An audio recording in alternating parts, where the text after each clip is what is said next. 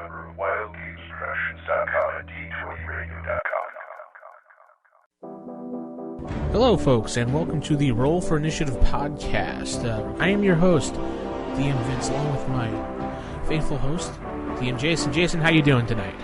Hey, Vince, I'm doing great.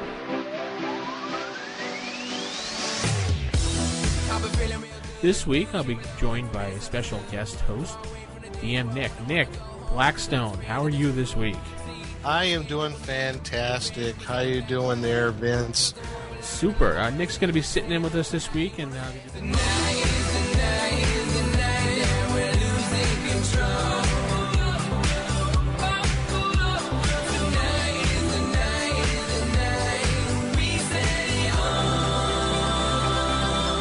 Yeah, it's like, I thought I saw it being all crazy and different, but then she was like, no.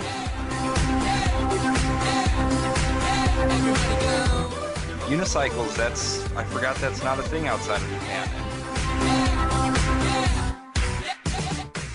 Insanity rules.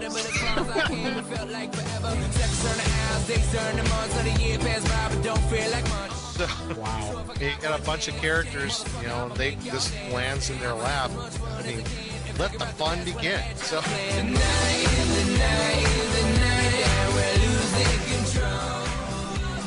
So first up, how do you play an evil PC? Is it semi-evil or quasi? The thing you said right in the middle there, which is that an evil party is going to save a kingdom for greed. Just as well as a good PC does it, because it's the right thing to do. It's the first day of Gen Con Indianapolis. Lead him over to the jail and bail. So that should be some fun. I'll make sure to record that. Awesome. All right. We'll be back tomorrow. All right. Okay, the auction's actually over here. Bastard.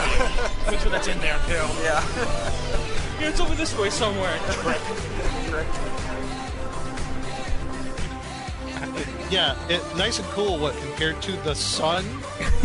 But I'm doing fine. Everything's doing okay. Let's see. Hold on. I saved versus death magic. Heat doesn't affect me. Okay, great. Jason has saved. A girl. We have. Oh my goodness. We have the infamous. I'm doing fine. We've got it hot over here in Seattle for a few days. We can't whine. How you guys doing? Right now, my weekly gaming group, we're in between role-playing games sessions. I'm gonna just come right out with it. This is gonna be my last show as a regular host of Roll for Initiative. Hey there! She got me into D&D. Actually, it was Chainmail. We're going to leave this week by saying keep it original, keep it old school, and keep your cleric with blunt weapons. Good night, everybody. Bye, everyone. Woohoo! Well, guys, I think that's going to put another wrap on the show this week. Or the issue, I should say. We're having so much fun. Yeah. Jason? We're so glad we had this time together. I knew I was going to start with the singing. Yeah, well, The Roll for Initiative podcast, volume number 2, issue 100. I am DM Vince, sitting alongside DM Matt. Hello, everyone. DM Nick. Howdy, everybody. DM Will. What's up? And making a special guest appearance, blast from the past voice, DM Jason. Wait, what? Where am I? Who are you guys? What am I doing here? Wait, what is this? How did I get here? The podcast. Remember the podcast? Oh, whoa. I've been asleep, man. Remember? Did I miss the last 50 shows? Yeah, kind of. Something like Whoa, dude. Yeah. All right, I'm ready. What are we talking about? What is this? Well, first of all, we want to jump right into update the contest, because we'll update the contest courtesy of what happened because of the tragedy in the Northeast. Right, well, you updated the contest to November 15th is the deadline now. Yeah, that is correct. 2400, which is 12 midnight for those that are non-military inclined and everything. That's when the contest will officially end. I don't know, how many submissions have we received already? Is there actually a 2400? Wouldn't that just be yes. 0? No, there's actually 2400. Wouldn't it just be 2359 and then 0? Well, I guess there could be, but they say it's 2400. I think we But better it's have 0000. Yeah, my VCR disagrees. Anyway, yeah, so it's due to the tragedy, a couple people in the Northeast area asked if we can extend the time for a few days, and we will. We are more than So, willing Will, to what oblige. time is it when it's 1 minute past 2400? 000. I'm sorry. Let's see. 1 minute. It's 0100. No, 00. 0 You're gonna 1. mess me all up. All right, leave me alone. 00. I like this new show. So what's the contest? The contest is to win a copy of set 3 original reprints of the ones that Wizards of the Coast put out, the 3 books. Keeping my mouth shut. They were supposed to design a module based on his parameters and send it in. All right. And we have 7 submissions total. And okay, good. Enjoy those books. I know. I'm enjoying all 6 sets of mine. 6. Oh, they're bad. Oh, they're bad. Well, I didn't buy them either, so. I returned them, actually. I bought them. I have one because I had to keep it because I opened it. And I took a look at the typography, and I just went, who did this? And I returned the others. It looked too big to me when I first opened it, too. They tried to approximate the font. They didn't get it right. The kerning's off. It's too thin. It's so clearly, I mean, just not correct. They used the wrong kind of paper. The whole thing is like somebody who read about this and heard about it but had never actually seen the original book, and they got as close as they could in the dark. Yeah. Oh, so much for the contest. Jason, Yeah, I'm just gonna take it back. Then I'm just gonna take it to the store and give my money back, and then you all can find some other prize for these people and everything. The books are fine. The books are fine. I think they did the right thing. They're reintroducing D&D. They couldn't get it right all on the board, but guess what? I can read it, and it works just fine. You know, you should try 4th edition. I'm surprised we even said that on here. Yeah. What is this 4th edition you speak of? you mean that tabletop game? Yes, No, I mean the 4th war edition game? Packmaster. Oh. Okay. Anyway, sorry, I'm not trying to sabotage things. I'm here for real. Now let's really do this. Since you can't shut up, Jason, why don't we just jump to you and see what have you been up to in the last 50 episodes? What have you been doing? Well, the lights have been out for a few days, so that's what I've been doing lately. I've been off kind of working on this project that's been in the works for a little while now, and we're almost done. So what I can say right now is that it's a new gaming company, but it's starting out as with our first product is just going to be a magazine, printed magazine that you can actually hold in your hands. We've got a real all-star cast that I'm going to kind of keep quiet about until it's actually out because I think it's more fun to be surprised. Ooh. But I can tell you that it'll be a good surprise, I hope. Can I speculate? I'd rather accidentally reveal anything. If you don't mind. Okay. But it'll be in both print as well as iPad or PDF versions. So awesome. Either one. And if everything goes well with it, if people like the magazine and if they're enjoying it, then we'll be publishing a few little kind of game products over the next year and hopefully turning it into something kind of bigger by Christmas 2013. So that's basically what I want to say at this point. Oh, okay. Yeah. So it's a project you've been working in the works. Okay. Yeah, it'll be neat. If I'm hoping to get everything finished up so that this magazine will be ready for people to get for Christmas. If it is, which I'd say is about 90% likely, there will be some little Christmas packages that'll be available with some cool swag in them, not just the magazines. You can actually give it as a gift to somebody. Oh, cool. But I'll tell you one thing, if anybody's listening wants to help out with, the reason it's not quite out is because there's still a few pieces that haven't been illustrated yet. And surprisingly, that's one of the harder things to get is good artists. Well, where can they contact you if they want to apply, so for instance? I would say get a hold of me on Twitter would probably be the best thing to do. My Twitter name is just Jason Elliott, JAYSONELLIOT. Here's the thing, though. There's an editorial policy with the magazine, as there will be with our products afterwards. We do not accept digital artwork. So if you draw on the computer or you color it on the computer, we don't want it. We're only working with traditional artists, whether that's oils, acrylics, watercolors, markers, charcoal, Conte, whatever you work with. Crayons? Yes, Conte crayons, definitely. Picture pages. Time to do the picture pages. What if I colored in blood? Is that acceptable? This isn't the Kiss comic book that came out in the 70s. Bring back, some of the more traditional art styles that are a little bit harder to do. So it means that of the artists that are out there, only about 10% of them are working in this, and so I'm trying to find really the best ones. Oh, wow. I didn't know it was that difficult. Well, it's really easy to sit down and just work with a Wacom tablet or, just do something like that on the computer. And most of the stuff that you see now is done that way. And it's okay. Yeah. There's nothing wrong with it. That's fine for what it's for. But we want to have something that's got a little bit more of an artistic depth to it. A little more organic feel to it, too, I'm sure. Yeah. It's funny. Like one of the comics, so the magazine will have comics because you can't do a gaming magazine without comics, right? Right. One of the comics first came in colored digitally, and so we had to redo that. And after redoing it, it was funny. You could look at the two and the same coloring and everything, but it's just those little happy accidents and what happens when you've got the human touch on something and the lens that you can do with traditional media that you just can't do with – well, I suppose if you worked really hard, you could do it with a computer, but they don't normally happen. Work really hard, they have imperfections. That's interesting. Yeah. Why not just, do it by hand? Because it's great. When you're working by hand, you see, oh, man, I screwed that up. But then you realize that it leads you to another place. Very true. Very true.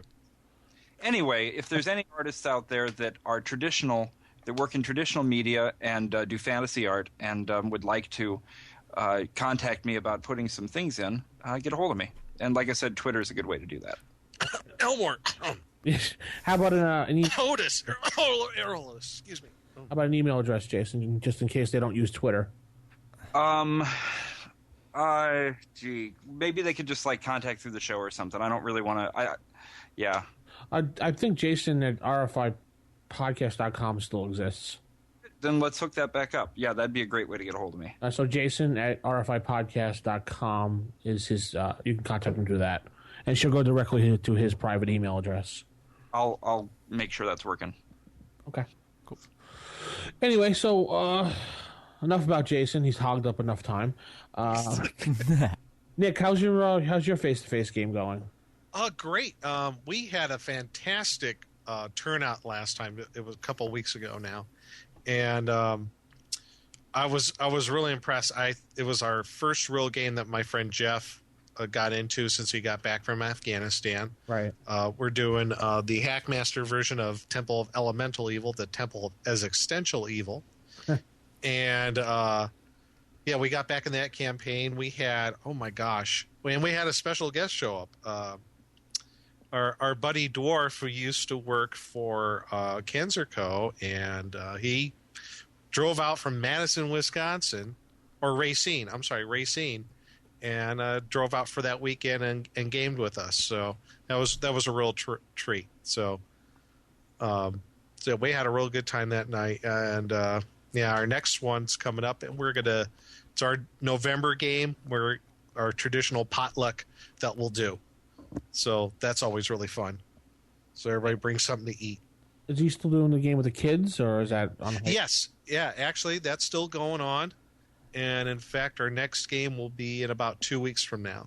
Okay. So, yeah, the game, and we're doing the regular Temple of Elemental Evil on that one. So I'm really well versed in that whole module. I'm learning that thing backwards and forwards.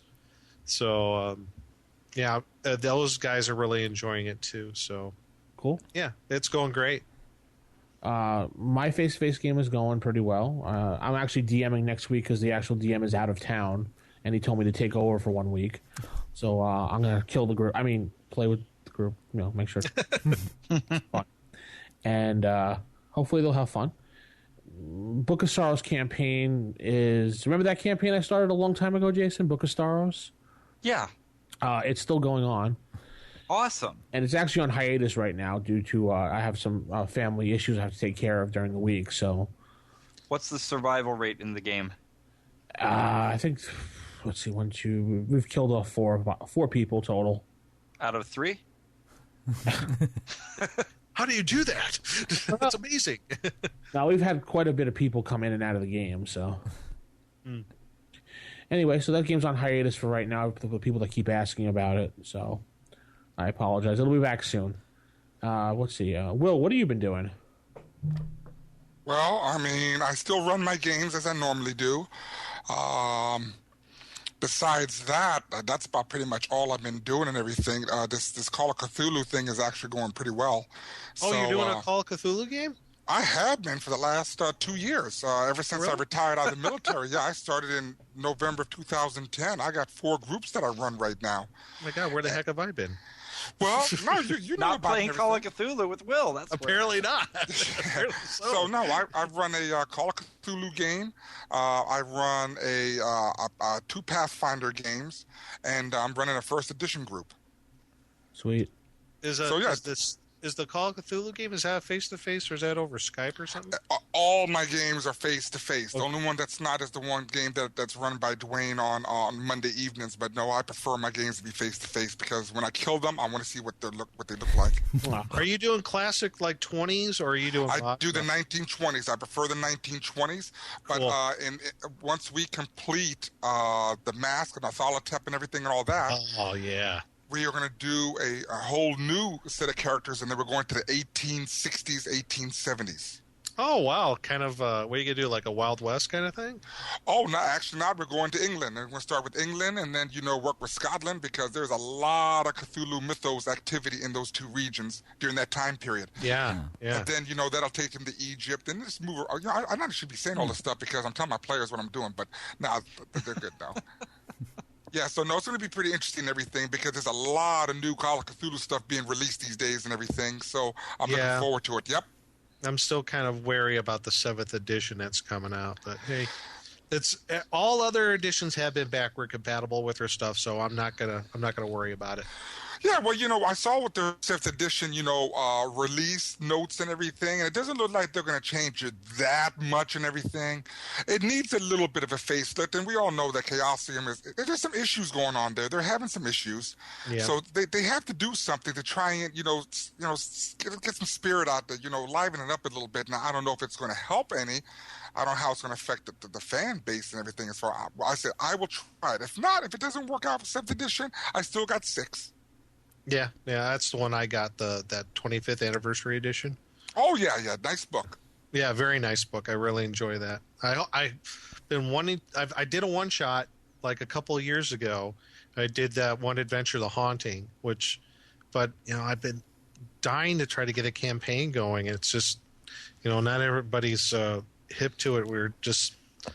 We're stuck with the dungeon crawls, which is fine. I mean, I enjoy it. But I just kind of like to mix it up once in a while, too. Right. Well, I did for the last 3 weeks, I was doing Blood Brothers, and I think some of y'all know about Blood Brothers. Yeah, I got both books. Those are great.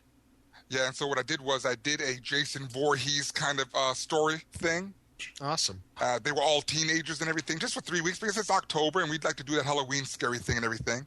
And, it ended up being that the really bad guy was the spirit of the mom, and it was the mom that killed him instead of Jason. Yeah, because, see, I fooled him to think that, Jason was the bad guy, but Jason actually was kind of sympathetic with the doggone, the people and everything, and so he was trying to help them, but they kept attacking him, thinking he was the bad guy, but instead it was the spirit of the mother who maintained some type of, residual force there and everything as a ghost, and ended up killing them all. So it was all good. They had all the clues in the world. They had that mentality. It's Jason. He's trying to kill us. Oh yeah, I mean, a guy with a hockey mask on and a machete coming towards me. I'm not sure if he's going to help me or not. Call me crazy. No, it worked out perfect. If you might be in a case where you're in the jungle, you have to get through a bunch of stuff, and you're playing hockey, in which case you want to see exactly that. No, it worked out great. We had a good time and everything, and they learned their lesson and everything. And next year, for October, we have decided that we're going to do all chill in the month of October next year. That would be nice. Fun too. Yep. Cool. And Matt, what have you been up to? Well, my group decided that waiting till August for Gen Con would just be too long of a period to have a crazy weekend of gaming. So this weekend we decided that we would go and just rent a cabin and game all weekend and have our own little personal gaming convention. So we had Cabin Con 2012, me and my group. We loaded up with all the board games we could think of. Well, not all of them because we own way too many, but we piled a bunch into our cars, rented a cabin at a local park, and just gamed all weekend. Played some Ticket to Ride, the new X-Wings miniature game, some Starfleet Commander. We played a game of Munchkin Blender with like 4 different Munchkin sets with like 8 people. That was insane. And one player got so tired of Munchkin, he started helping someone else to win, just because he wanted it over with. Yeah, that game is just horrendously. Ugh. Yeah, especially when you have 4 different sets of different Munchkin sets involved. It just playing? Oh, you mean you were playing like zombies and regular and top secret and all that kind of stuff? Yeah, we had the regular Munchkin Cthulhu, Super Munchkin Cthulhu would have to be in there, and Munchkin Impossible with the Munchkin Impossible. That's what it's called. Yeah, so we had all 4 of those at the same time, and it was just my god, ridiculous. And yeah, one of the players got tired, so he started help. We're like, "What are you doing? You're going to help him?" I know. I want this game to end. Now you said you played Starfleet Commander. Yes. That's interesting. Yeah, there's a new edition of streamlined version of Starfleet Commander. There's like 3 or 4 of us that are like big war gamers. So okay. Yeah, so we played that, and that was like our big Ameritrash game for the weekend. We just played a little skirmish between the Klingons and the Federation that the Klingons won. It was me. Yay. And it was me. How did you like X-Wing? Oh, we love it. We love it. We actually had the same, me and 2 other people, we actually just maintained the same teams in both games. So it was me. Who was Porkins? They don't have, unfortunately, there is no Porkins yet, but we took out Biggs, Garvin, and I forget what the other pilot we used, but the Imperials won in X-Wing twice. Wow. You didn't have Luke Skywalker with R2-D2? Nope. That's what happens when you. Y'all won. Well, that's what happens when you let the Imperial players pick the ships for the Rebels. Yeah, because I was on the Imperial side, and while they were out, everybody gets Z95 headhunters, huh? Yeah, we gave them 2 X-wings and a Y-wing, and we gave them some pilots, and we built ours up, and we also had some ridiculous dice rolls. We would roll 3 dice and have like 3 critical hits. Oh, yeah. That's the whole thing about it. You can have good tactics there, but if you're rolling like that, the game's going to be over. We just rolled hot twice in a row. And then after we defeated them twice in games of X-Wing, we decided to play the old 3M Challenge at Pebble Beach Golf. And we called this a charity golf outing between the Rebels and the Imperials for an Alderaan charity, at which point the Rebels won the golf tournament. Okay. They're good at golf, but terrible at X-Wing fighter. Yes. Well, go figure. Well, the good thing is, though, in December, that's when the Falcon, the Slave One, the A-Wing, and the Advanced TIE Interceptor come out, so you'll have some more ships. Yeah. We already have plans to buy them. I think one of them already has some on pre-order, and yeah. We are more than prepared to get that. We had like 2 different sets of the game, too, so we had plenty of ships. Excellent. Yes, it was good times. We even Porkins, what an unfortunate name. Yeah. Well, I was hoping he was going to be in there because I want to kill him. That's my main goal in that game. Is every time someone plays Porkins, I want to kill him. I want a Lieutenant Ketch pilot, the stuffed Ewok pilot they used in one of the Wrath Squadron books. It was back with the Wrath Squadron tried to. I want a TIE fighter pilot who's a Jawa.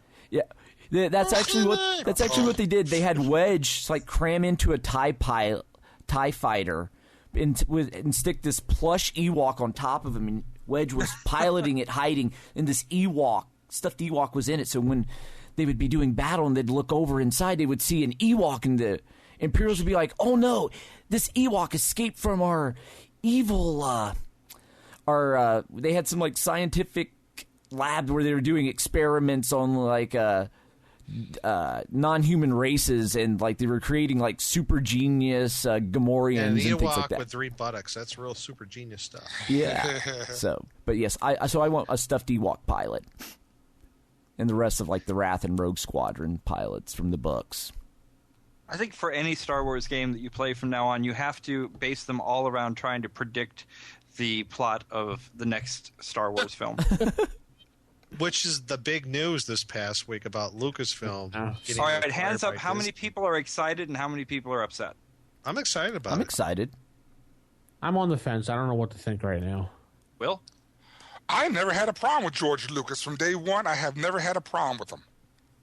So what do you think about the new ones? Are you excited, or do you think Well, they're I gonna ruin mean, them? we're just going to have to see what happens there. Well, nothing was ruined from the get-go.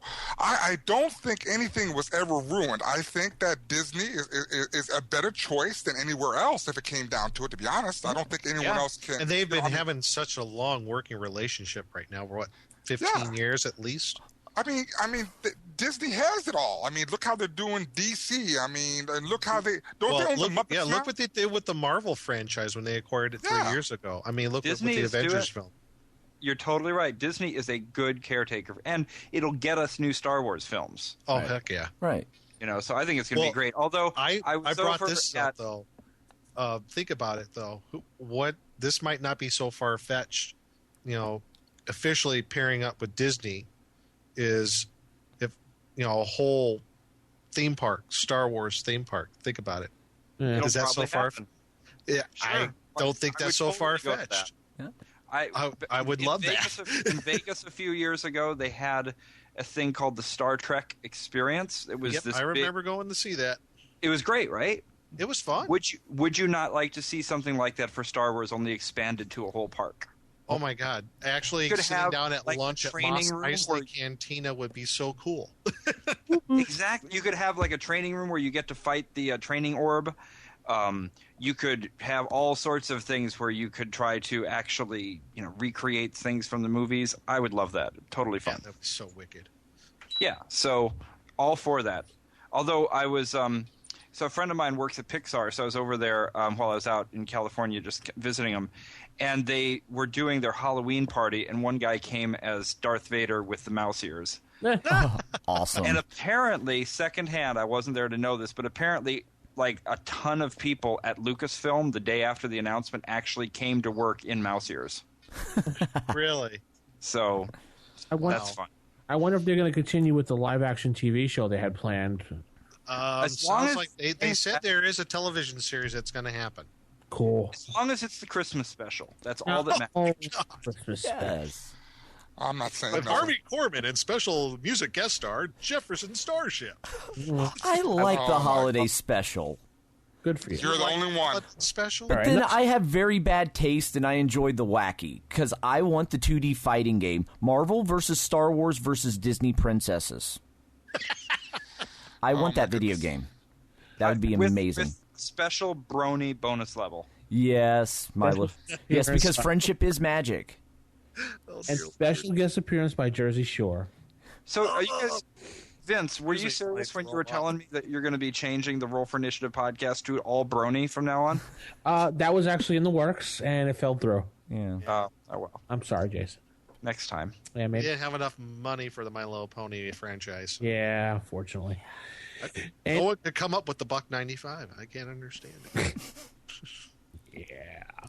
Let's head into some sage advice.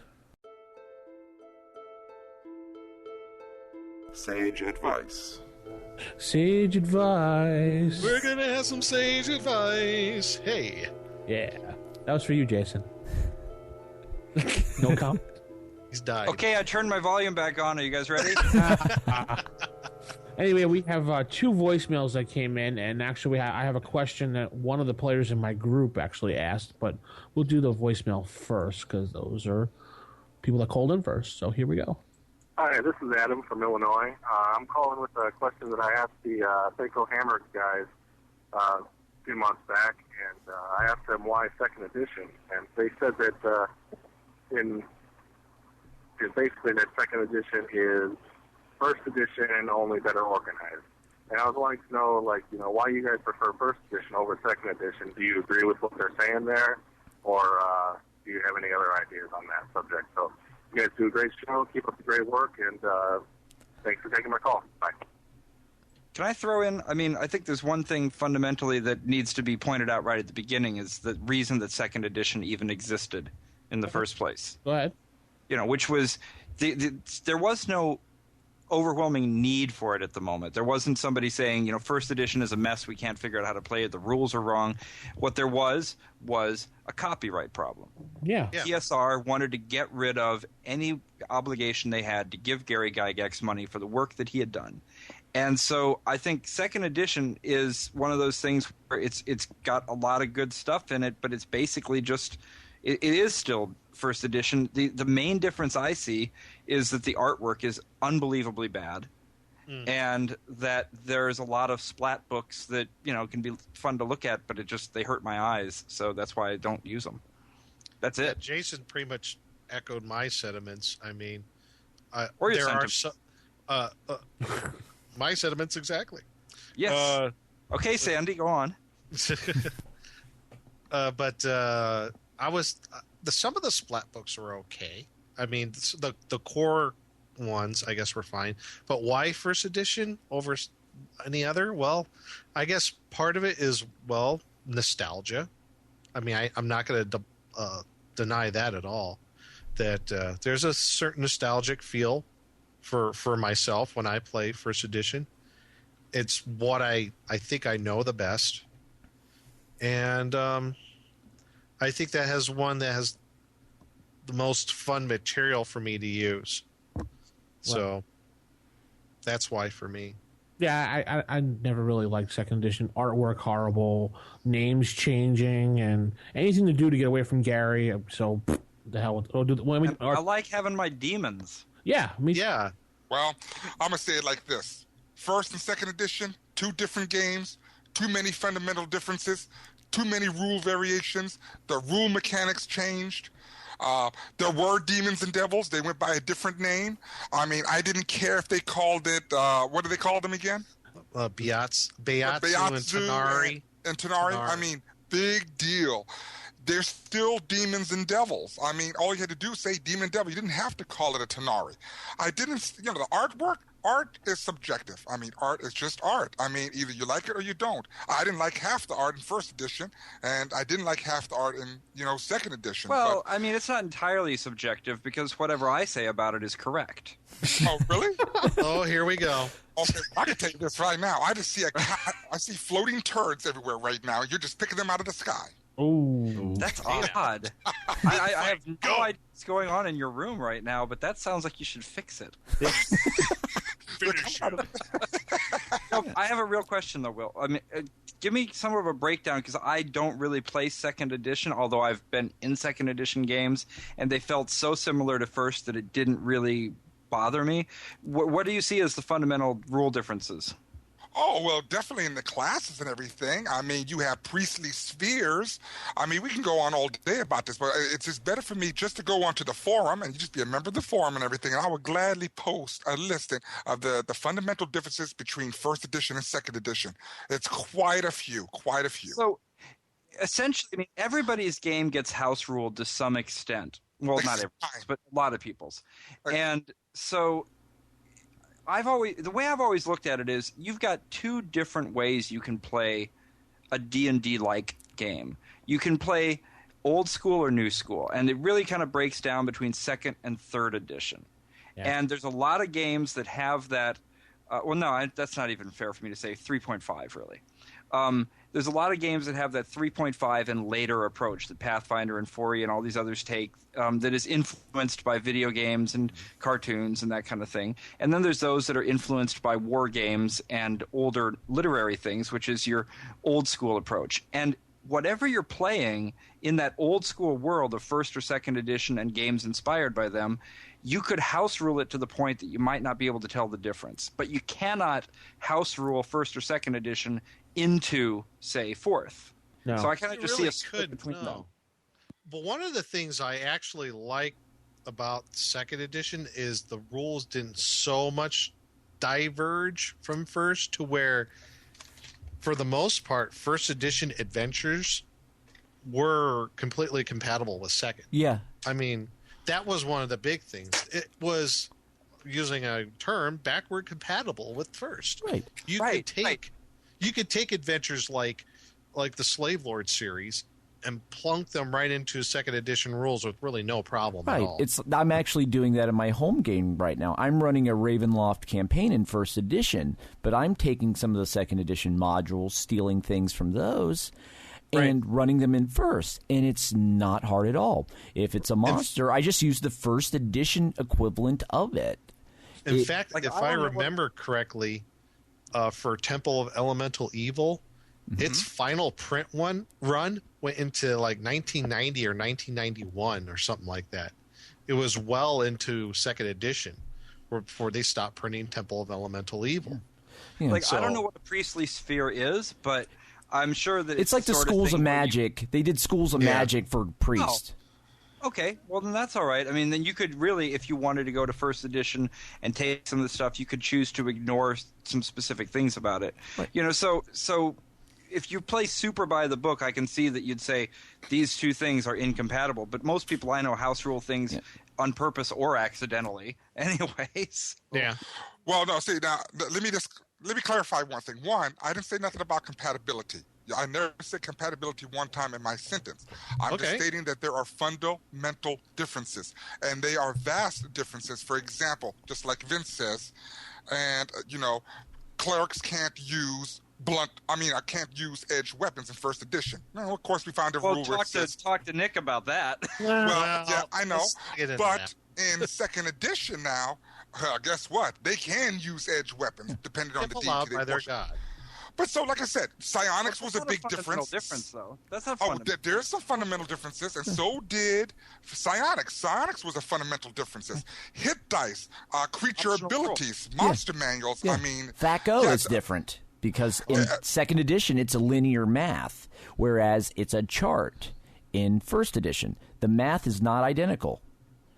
I mean, from the 20,000 foot view, they're very similar games. You really can't tell them apart. As you get closer, you start finding all these little differences that make a first edition magic user different than a second edition wizard, and you can go through each classes. They're all slightly different. So to go to the caller's question, if we basically, I think we all agree that there are differences between first and second edition that you can either choose to pay attention to or ignore. But if you're going by the book and by the rules, the purpose of preferring the first edition hit tables or the first edition approach to clerical weapons or not having spheres of magic, what do you think? Why do you like that better than the second? Well, it's just, I guess, a matter of personal preference. I like first edition. It gives you more room to make up your own calling or rulings, I should say. Yeah, instead of rules, it's more about rulings in first edition. It's also that first edition is considered no. What? It's actually not. And here's the thing: a bit of insight that I've only kind of come by recently, because I've always wondered why it was that you had this first edition approach before the books came out, before the DMG and everything was out. You had this really, like you say, rulings instead of rules or whatever. It was a lot more loose. What the Dungeon Master's Guide and the Player's Handbook were really for was tournament play. Right, we know that. Oh yeah, that's true. And it's something I didn't really think about it this way until recently. So if you want to look at those books as sets of rules, there is no room for interpretation. You do it the way it says. If you're in a tournament. In a tournament, yeah, but Gary specifically says in the book, adjust the rules to your liking. So, well, you could put that line in second edition then if you wanted to. Well, Gary didn't write second edition, so. Well, the thing is, it comes down to why do you like first over second? I mean, for myself, I would say that you can take, if you like some rules or the way things are organized in second, I don't see any problem with that, and I think it'd be very easy for somebody from either table to sit down at the other table and get into it quickly. My reason for liking the first is because I think the artwork's better in the sense that, not in that, somebody made a more artistic, talented version of it, but the same reason that I'm going to prefer to listen to 70s punk over like some kind of 90s Green Day crap. Because I like something that's more raw and that's a little bit more human. And the first stuff felt less polished, and that's something I appreciate. Well, not everybody could be an American Idiot, so. I don't even know what that means. Green Day song. No, I know what it means, but I'm just trying to be pretentious. Oh.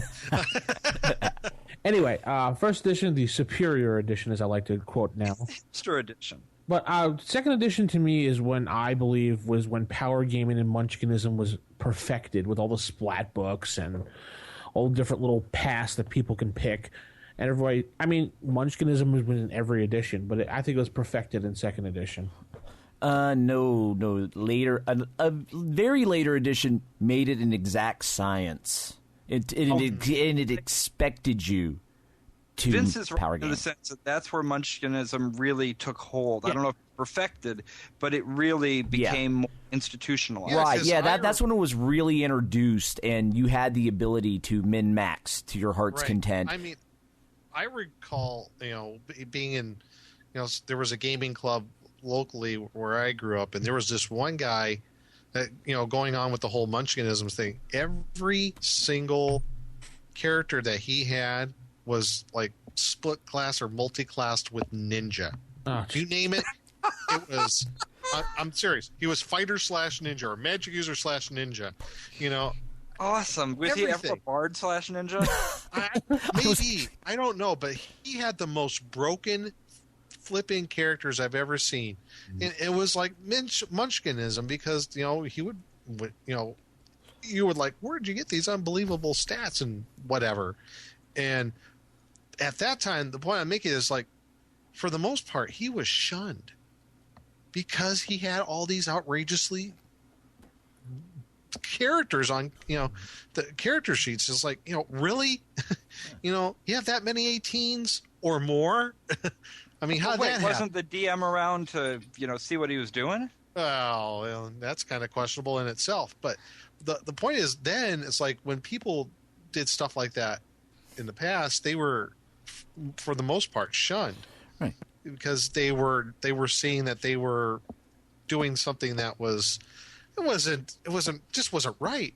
And later on, that sort of mentality that you were going to make like the uber bad character that has like great ability scores and can do this, that, and the other thing and at first level, I mean, that became like Matt was saying, over time, that became the accepted thing. Right. Yeah, it's like with first edition, it was intended for tournament play, but the concept of winning at D&D didn't really start happening until second edition in people's home games. That's when you really had the options to, well, if I combine this dragon article with this splat book and this player's option book, I get this broke-tastic character. And then, do you think that's why the caller likes second edition, though? It sounds like the caller just likes the way that second edition is organized. Well, from an organizational standpoint, they actually they did have like better indexing, and when it comes to flipping to things, it's in logical spots. Oh, yeah, I'll tell you, the DMG is a mess. Right, yeah. Which is why I like it, of course. Right. Yeah. I think it really depends on the type of... Some players, like 4th edition, the players that really like it play Magic the Gathering a lot. Because that type of construction, it appeals to them. That type of being highly optimized and efficient in building something really appeals to them. And I think the same goes for people that may, enjoy second over first because they enjoy that building, that construction, that optimization. Because when creating a character first, really, you can create one in like 10 minutes, 15 minutes. Yeah. Second edition, you can make one that quick. Or if you want, you can take 2-3 hours by piling through splat books. So I think it's just the type of gamer you are. If you are you there more for the story, or are you there more for the gaming with storytelling? Man, I gotta find this article. Maybe I can find it before we finish this show. I just was randomly flipping through Dragons like I do sometime, and there was a great article by Gary. Oh, you know what it was? I picked it up at a store the other day. It was an issue I didn't have. And there was an issue by Gary Gygax that was all talking about how to let's take the story out and put more action in. It was actually specifically saying people have gotten too much into turning it into an improv acting class. Yeah. Oh. I got to find it. Keep talking. Right. I'll be right back. Yeah. Well, the thing with that He is, just walks away. the thing with that is, though, if you're good, you can tell a story through action. There is an art to telling a story through combat. Yeah, I know. If you look at any fight scene or a movie, there's a typical pattern that's followed. First, something happens to where it gives you a reason to root for the good guy. Good guy beats up bad guy. Good guy's better than bad guy or whatever. Good guy's doing something that you at home want to see happen. So, yay, you're cheering for good guy.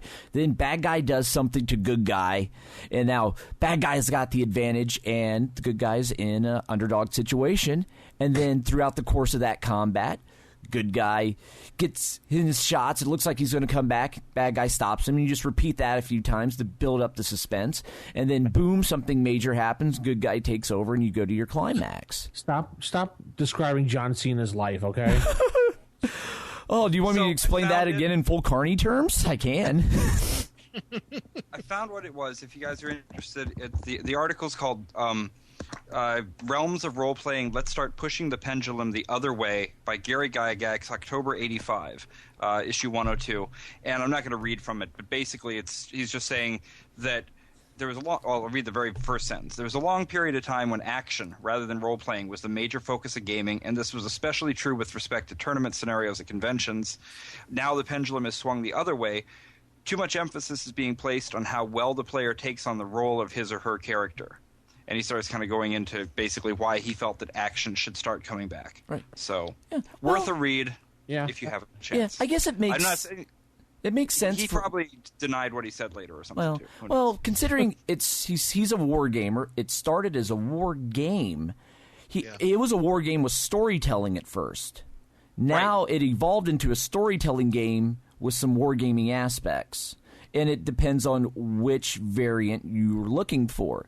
And at that point in time, he probably thought, well, this is more of a war game with storytelling that's evolved into a storytelling game with some wargaming. And he wanted to swing the pendulum back in the other direction. Yeah. So. Exactly. So. I like a balance of both. What can I say? Yeah, more of a story. Good voicemail. Good question. Definitely. Okay, let's go on to our second voicemail of the night. Hi, guys. This is DM Kojo.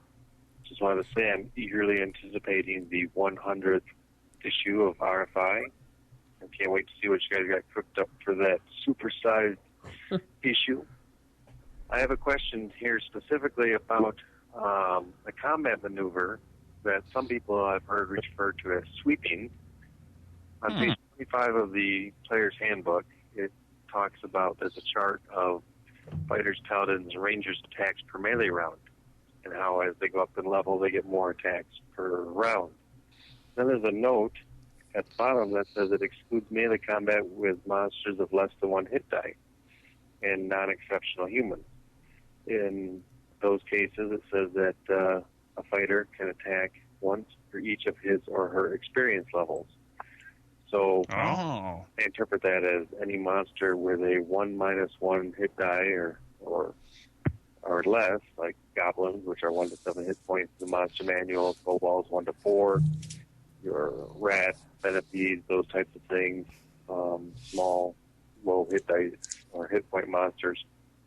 I assume then qualify for this, but I've never used this. I've never heard of anybody using it. In fact, I didn't even know about it until it was recently called to my attention on the forums.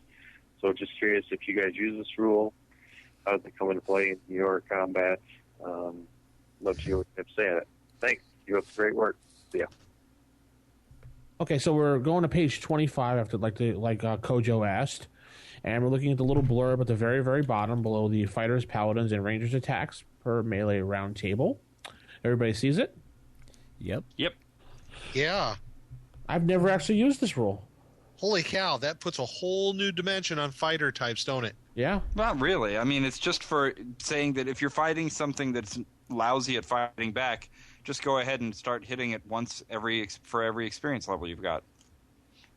If you've got a really high-level fighter type trying to take on some little, farmer, then bam, bam, bam, bam, bam, he's dead. Well, I'm just saying, what if he had a whole bunch of kobolds and your fighter was there, let's say he was 7th level, would that entitle that 7th level fighter to have 1 attack per kobold, or 7 attacks on 1? 7 attacks on 1. That's the way I would rule it. I mean, I'm just taking this from what the reasoning to me is that he's fighting a creature that's so lousy at fighting back against him that he can just get a lot of attacks in on him. Trying to turn it into then going to the next one, then going to the next one, then going to the next one would be a different kind of rationale to me. Plus, I mean, just in order to keep the game from being... Well, first of all, how often are you likely going to throw a bunch of kobolds against an 8th level fighter? Right. Well, that would even apply at a 2nd level, though. This kind of reminds me of that 4th edition rule of the minions with the 1 hit point. Right. Doesn't it really remind you of that? Yeah, it does. It does. You're right. I wonder if they pulled that out of this and decided to make that rule up. Well, so let's all start using the rule now. Yeah. Will, do you use this rule? Oh, yes. I play by the book. However, so you always use this rule. Yes, and this is one of the reasons. Now, I want you to understand this now. Listen to me carefully now. Okay. Because I tell all these other people online. Really No. What happened was I have made a comment on there, and I have done this over the years, ever since I was playing first edition. I understand. I started with 1974, so I'm one of the old school grognards, I guess they call them now. But anyway, when I was playing first edition, it got really tiring. There's no reason why you can't have a 5th level orc fighter or a 5th level kobold fighter. It just didn't make no doggone sense. So this rule was rarely used because I had never allowed, a 7th or 8th level fighter, as yours an example, to run into 30, 40 kobolds and hey, I could have 7 attacks on 1 kobold.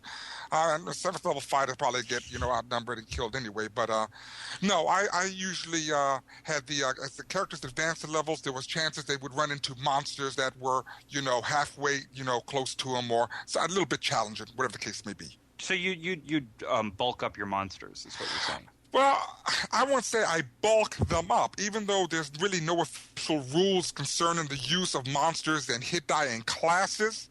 I'm just saying that there's no reason why they cannot exist.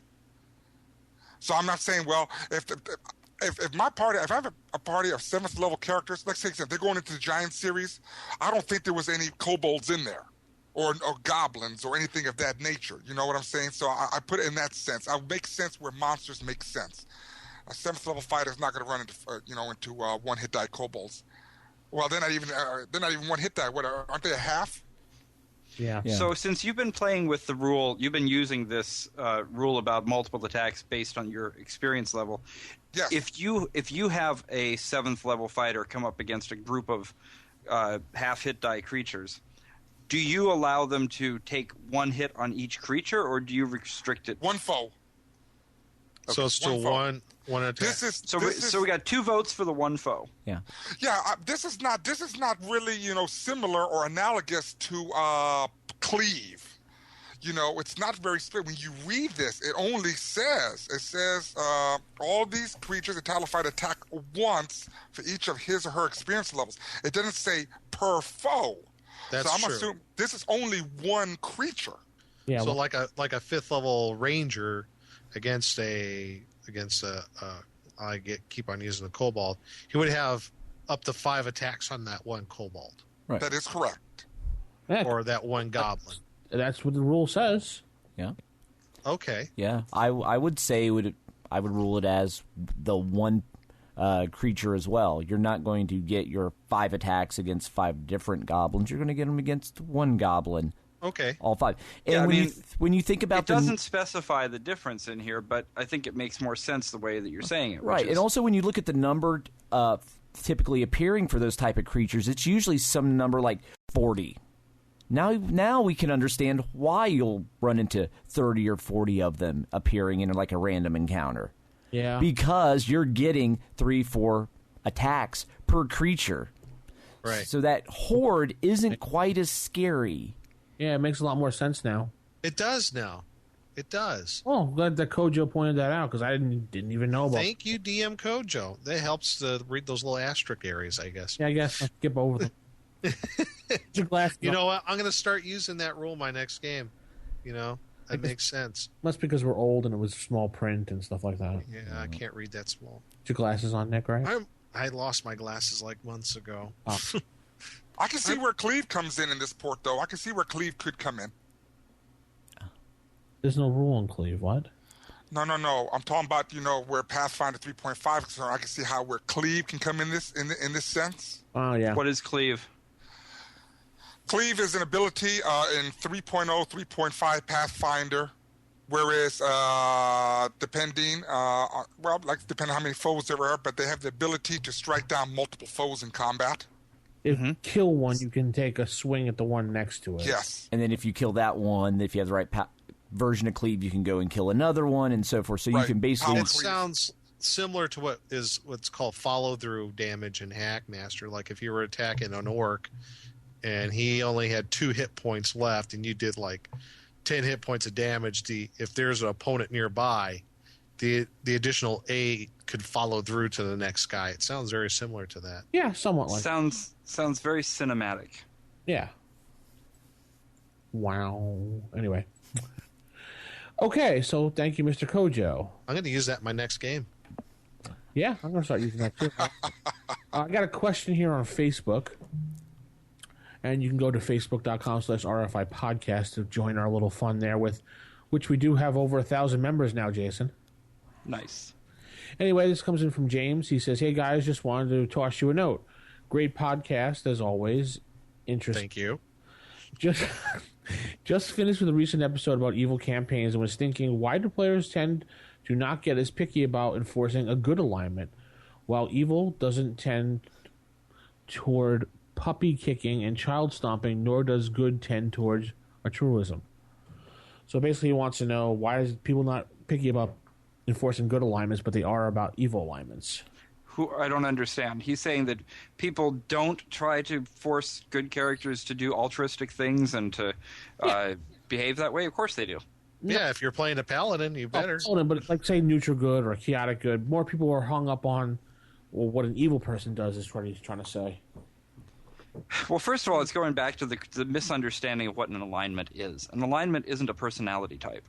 Right. It is a literal, you're aligned to the forces of good, evil, law, chaos, and you're part of this greater cosmic struggle. So the individual things you do, no, you don't have to go around kicking a puppy every time and acting like a cartoon character, nor do you have to be giving all of your money to the poor every time you walk through a town. What you have to be doing is serving this force that is continually roiling against each other. So that's the way that I feel if you're going to play alignments, that's the way to do it. I do see people doing what he's saying. I do see people sticking to that. Yeah. Well, there you go. Good answer. Yeah. Survey said. Bing, bing, bing, bing, bing. Thank you, Richard. Hey. Anyway, in the face-to-face group I had, one of the players had asked me, how do you prevent a player from constantly killing off their character, not developing a backstory, and re-rolling up a new character all the time? Because he had a problem with a player that kept doing that over and over. He would go up a couple levels and be like, meh, kill the character off and start another character. I mean, I gave him my advice in person. He wanted to know what the rest of you guys thought. So he would this person. So everybody else character, is leveling up to 5, and he's only on 1 all the time. So this person like gets to a certain level with the character. He's like, I'm bored with this, and just kills them off. Basically. Yeah, purposely kills off the character and restarts another one. But the DM was not starting him at 1; he was just starting him with the group. Oh, well, there's the problem. There. Yeah. Yeah. Yeah, I know that was. I advised him to put him at the lowest level, but he wants. Yeah, you start at first level. You keep on doing that stuff. He said, if it wasn't purposely you're killing off a character, sure, you might come back into the group maybe with a character that's, I don't know, 2 levels lower, but, constantly doing that, once is, what do they say? Once is a coincidence, twice is a, right, or 3 times is a pattern. Well, if it's more than 3 times, yeah, it's a pattern. Right. Oh, I thought you were going to be using the Oscar Wilde quote: "To lose one's parent is a tragedy. To lose them both is just carelessness." Well, this person's being careless with his characters. He constantly exactly. So, if I was the DM and I saw this pattern arising where he gets to a certain area with a character, he's not satisfied, or he's just bored, and he keeps on killing off and making new ones, I would say, well, next time you do this, your character's starting at first level. And I think that would be also very disruptive to the group as a whole. Right. Because as an adventuring party, especially in first edition, you're relying on the several pieces that is the whole of the party to survive. If you lose 1 or 2 party members, especially 2 or more, it could be very detrimental to the group's survival. Right. So you keep may on even doing that. Yeah. That's just not fair to the rest of the party either. You may also want to figure out, why is he getting bored? Yeah. What's causing? Talk with him. Yeah. What's causing him to want to kill off his characters? If he's bored, is it because the other players are dominating the scenery, and he thinks maybe if I start a new character or kill myself, that's how I get the attention? And the players were getting annoyed at that. He was telling me that, and he also was trying. He said it got to the point that he wasn't allowing the character to get killed. So then the character was trying dramatic things like jumping off cliffs and things like that, to the point that the players were actually screaming at this guy. So, well, I'm gonna tell you right now, then he's just being a jerk. Yeah. And at that point, he wouldn't be gaming with me. This is my whole point on this thing here. One, I'm not a nice guy. I knew someone personally like that about 30 years ago that pulled that kind of stuff. That's it. You're gone, dude. Leave now. You're not coming back. You're not playing again. His actions are totally disruptive. They're not conducive to a good environment of gaming. He's got to go. You know what? Don't give him no. I would. There's other gamers out there now. I wasn't sure what game was he playing. First edition. Oh, he was playing for. Well, you know what? They're hard to find, but you know what? Get rid of him. He sounds like he's dead weight. Find another player. Right. I'm not that desperate to game that I'm going to have a bad gaming experience just so I can say I can game. Get that. Right. I'm very picky about when it comes to role playing. I do not role play at conventions with people I don't know. So I'm never going to sign up for random RPG event at Gen Con. You better sign up for mine. Right. Well, I know you. That's different. But I'm not. If I don't know the people involved, I won't game with them. At least in an RPG format, because you never know what you're going to get, and it's so hit or miss. Yeah, but it's often hit. That's the thing. I've met good friends that way. In fact, the whole Dead Game Society I met because I signed up to play a game with one of those guys completely at random. Didn't know him from Adam. Had a great time. Made a great friend. I did RPGA once, and that was just a dreadful experience. It was like we had some players that already went. The RPGA. Right. I think that soured me on the RPGA. So I'm like, okay, I know this isn't for me. And then I did have one amazing RPG, just pickup game that at a convention, Gen Con many years ago. But that was when a female friend of mine actually found a group of people, and so she kind of vetted them.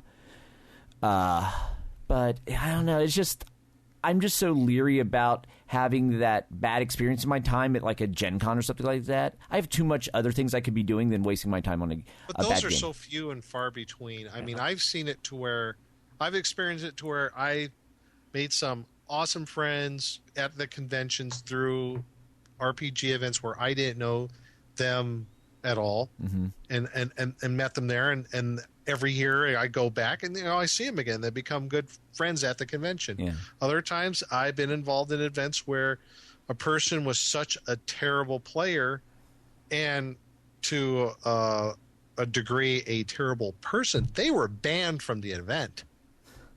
So you're going to get those extremes. Right. But with this guy, we don't know anything about his player. We don't know if he's a trouble player or if he's... I mean, yeah, if there's a lot of reasons to ask somebody to leave a game, and I can think of gamers that I wouldn't want to play with again. But there's also the possibility that this guy is a good gamer, who is getting bored somehow, like Matt was saying, with the game. And as a DM, I think it's your job to ensure that everybody's having a good time. And if somebody's ruining it for everybody else, yes. But maybe there's something in your DM style that's causing this person to get bored, and it's worth asking them and doing it in a way that lets them feel okay telling you, hey, I don't really like the way the game is going, and that's why I keep doing this. And then see if if you can fix it, fix it. If you can't, sure. There's always times to let the gamers go their own ways. But try to, see what the problem is. There you go. Okay, cool. Hope that answered his question. And anybody can write in at rfistaff@gmail.com for sage advice, or call 570-865-4210, the hotline. Where zombies are standing by. Or you can call Nick personally at 5... Oh, sorry. Whoa, hey. 588-2300. Nick? Yeah, that's it. 1-800-CALL-NICK. I still kick that player to the side. Yeah, we know, Will. Okay, right over the cliff. Less than one hit dice creatures are standing by for your call. Yeah. And let's head into table manners. Typical. Of all the evil creatures in the world, I had to find one with table manners. What, are you kidding me? I spent years cultivating the worst table manners on the planet. Table manners. Table manners. Well, this week the 100th episode is actually going to be our Halloween episode. So we've all taken aside and looked over some books, and we're going to talk about some Undead or Walking Dead campaigns. A lot of people have asked about this, so setting the scene for an Undead or Walking campaign. Have any of you done this before or used the Ravenloft module Walking Dead? I've not used the Walking Dead, but I am using Night of the Living Dead, the module from 2nd edition for my 1st edition campaign. That's actually there's the domain that's run by the zombie lord that's all swampy. That's actually where my players currently are. Oh, cool. So they had just they were on a ship, it got sucked into the mist, and now they find themselves around this swampy island they don't recognize. So right now I just have them trudging through this swamp and just the wildlife's attacking them. And they're so leery, they actually came across a band of friendly Vistani, and they were leery and distrusting them. They were like, wait a minute, these guys are too helpful. Something's wrong. So I'm like, okay, I've already got them paranoid enough. Now's the time to start bringing out the undead. It's best, I think, in undead-type campaigns or like Walking Dead or whatever, zombies, is to have them in confined areas, dark areas. So when they're running around, they're not sure what's going to pop up. I think that's better than an open area, in my opinion. Right. That's why that swamp domain that escapes me off the top of my head is perfect, because it's dark. There's lots of trees, lots of noises that it could be just the wildlife. It could be undead. You're not sure exactly what's around the corner. And it just puts everyone on edge. And even if it's nothing, there's still, was that something and it just didn't attack me? It's an undead cleric with a sharp weapon. Sorry. Hey.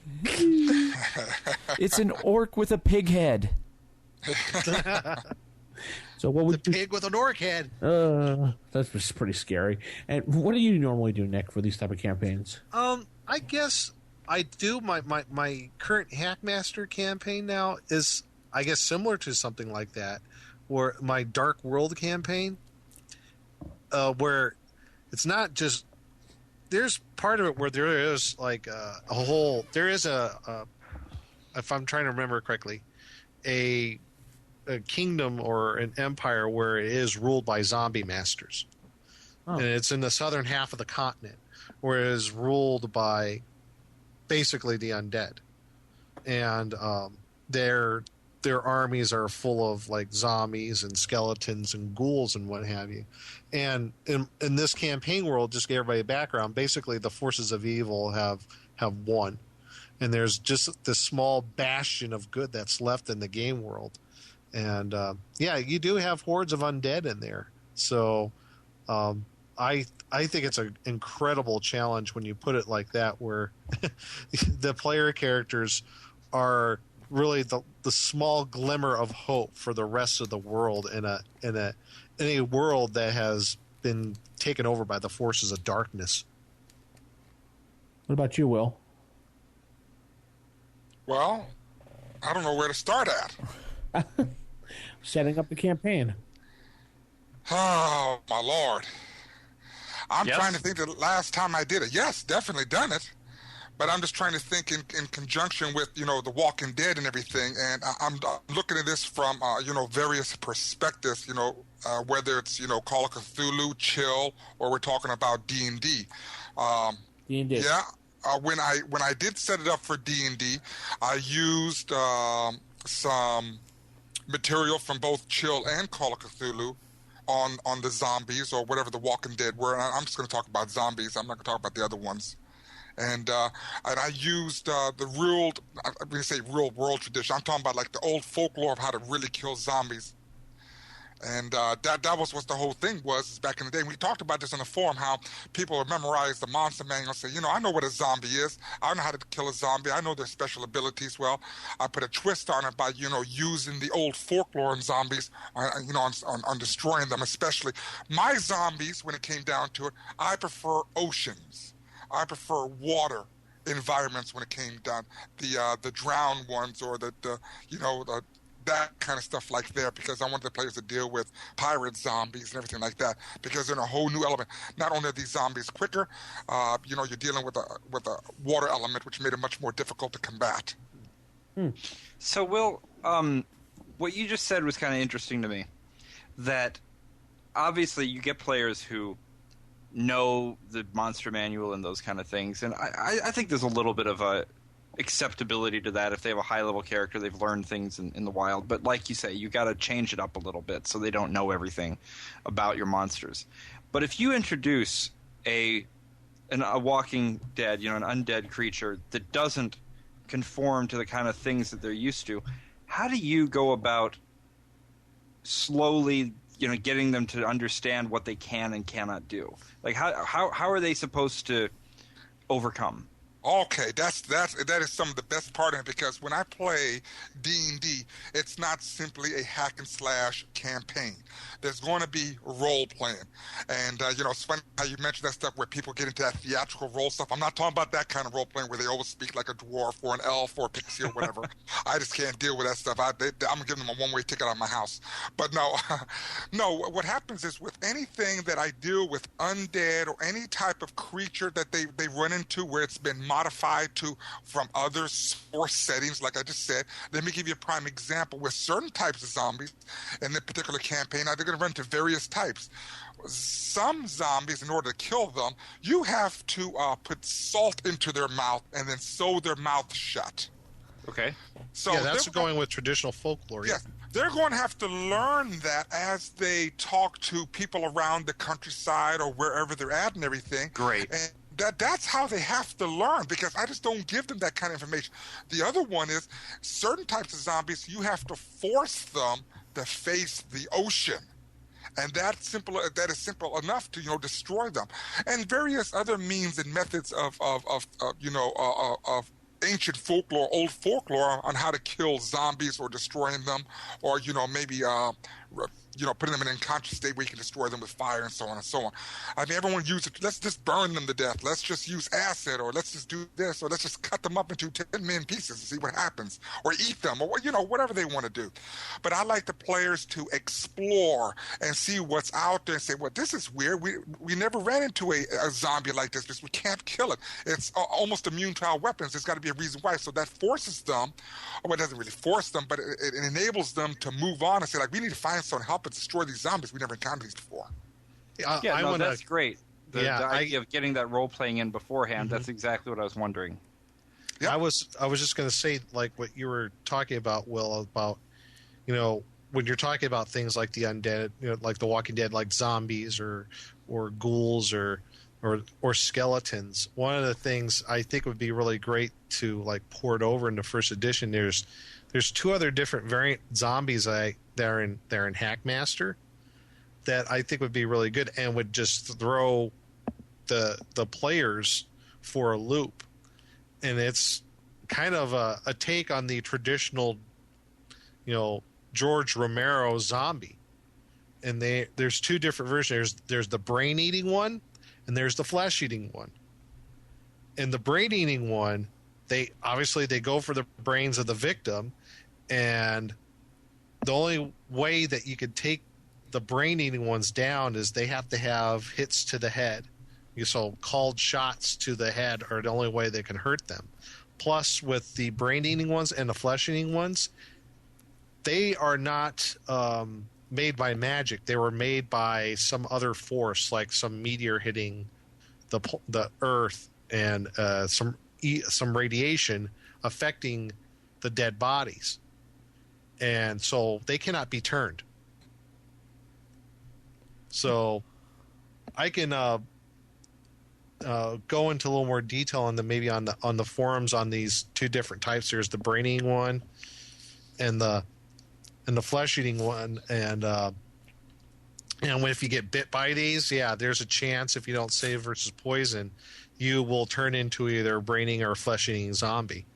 So, yeah, there's a couple little variants that I like to throw in there. The thing that they can't be turned, I love that.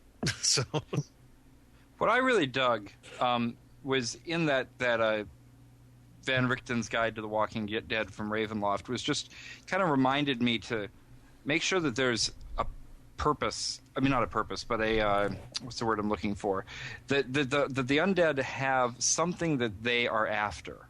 Yeah.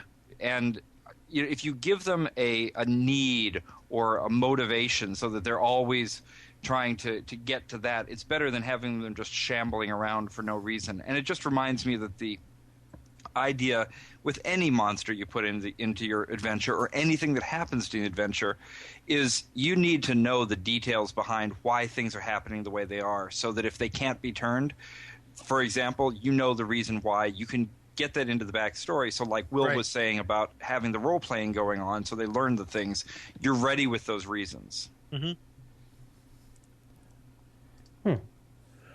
Interesting. I don't know. My zombies, I never thought about zombies having like a major purpose. I just, thought throwing them in there just for the hell of it. Sure, it's like the whole, who created this zombie? Was it a magic user? Was it a evil cleric? Was it some radiation from outer space? And how did they get there? So that way, if anything comes up that you didn't explicitly prepare for, you'll be prepared for it because you could make up something on the spot, knowing knowing why they got there. You can make up stuff on the spot more easily. Yeah, excellent. I mean, and you're talking about that kind of stuff, and that's the best part. It's to throw in those odd nuances. And I'm telling you, and the players are going to have a fundamental and greater respect dealing with, undead. And I love undead. That's probably my favorite monsters of all are undead, and zombies just fit. That's just great. Mm-hmm.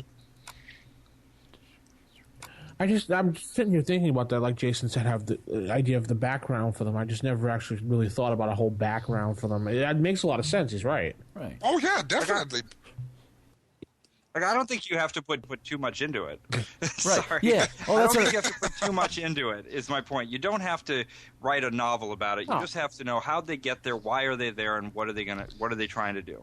Right, yeah, because they're not a naturally occurring thing. They're there. Something specifically created them. It's not like it's wildlife.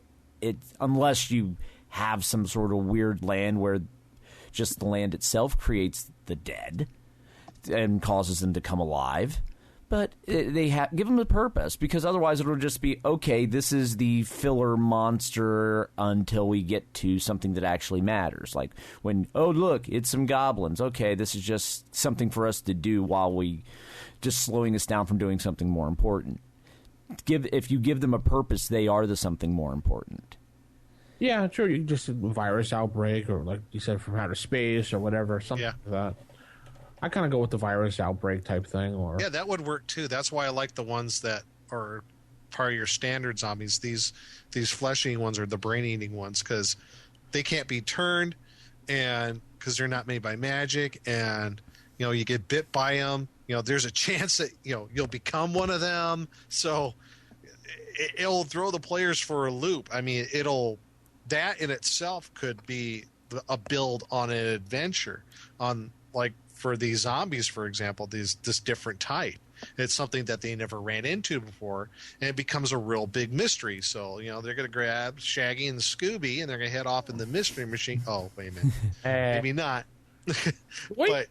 But, hey, kids, we got a mystery to solve. So they're going to maybe the thing is they're going to find out where this meteor crashed or where this strange virus came from. So, it definitely puts the player characters in for a loop. So that's a Walking Dead campaign setup, pretty much. I don't have much more to add to it. Does anyone else have anything more to add to this? Well, I mean, besides, for those people that don't know what we're using, I know we all talked about it with the Van Richten's Guide to the Walking Dead and everything. Just make sure they know that this is from the Swords and Sorcery line for D20. Well, yeah, we were just using it as a... Yeah, no, and I'm going to tell you something. No, that's a great example. It's a good thing you do this because this also, and this embraces the thought. A lot of people don't like D20 games, but there is a lot, just a phenomenal amount of great material out there where you could take this material and convert it right over to your first and second edition games if that's what you like. Absolutely. Right. That's why I like the idea of like a campaign world where basically evil's won. So, you're talking about very limited resources for the player characters. They don't know who to trust. So, I think making a world where evil pretty much has taken over and they're that last bastion of hope. Right. That and throwing in a whole thing with undead, like with hordes of zombies and ghouls that are part of the regular armies of the world. That just puts a whole new dimension on things. Right. Far more, and I think the players are going to get far more into survival mode than actually, we're going to go to the next great dungeon and we're going to get all this treasure. Now it becomes like, okay, when we go to the next town, who's going to go in first and make sure that it's like okay for us to go there? Yeah, and remember, not all zombies have to be human. You can have your humanoid zombies, giant zombies, zombies, bugbears. Because in the monster manual too, they have the zombie monster and the juju zombie, which are the juju zombie, and those are zombies that drain levels. And I believe juju zombies cannot be turned either, because they're the ones that are made by that plant. Right, and they are also that yellow musk creeper. Yeah, the yellow musk. Oh, yeah, I'm thinking of the yellow musk creeper zombie. Right. Yeah, the juju zombies, they actually are able to climb as a 6th level thief. So some juju zombies are chasing a player. Oh, we'll just go up this ladder or climb up a tree. We'll be okay. Then all of a sudden, they're just scaling it. Scattering around like cockroaches. Right. Yeah, and because they're actually part of the negative material plane, so they can also only be hit by +1 or better magic weapons. Right. So just throwing... just for edification, the juju zombies are created by magic users who drain all life levels from humans or man-sized humanoids by means of an energy drain spell. Okay. Okay. Yeah. On that note... Game mechanics coming up next. You think I'm mad? Perhaps I am. What are you, a wizard, a genius? Darn. A perfectly good brain wasted. Game mechanics. Okay, here we are at Game Mechanics, and we'll be talking about in our round table about The Walking Dead and having an undead-dominated campaign, basically. And how we can add another dimension to a campaign by adding some sort of fear or fright mechanic into the campaign. I could kind of kick this one off. I think it's kind of easy. You could easily port over something like Sanity from Call of Cthulhu into D&D. And to give a little background, Call of Cthulhu, which is kind of like a basis for it was based off the basic role-playing system, which was kind of like a if I could use the term bastardization of original D&D, is where you have one of the stats now in Call of Cthulhu is Sanity. And I don't have my books in front of me right now, but if I remember correctly, Sanity is based off of, I believe, your wisdom times 5. And that is your sanity. Or it's your intelligence plus your wisdom, and you take that total divided by 2 and then multiply it by 5, something like that. But there is a mechanic in there that is your sanity score. And whatever that is, whenever you see a particular creature from the Cthulhu mythos, or if you read one of the nasty books, and you might lose sanity if you fail your roll, and you lose a certain amount. So that's one thing that could be, I guess, ported into AD&D is a sanity roll. If you go under, a certain amount, if you lose so much in a certain time, you might get temporary insanities. You lose so much, you can go permanently insane. You get certain phobias. So that's something you could bring into the game if you want to have something that's kind of a mechanic for fear or fright or something like that. And you can also improve sanity too.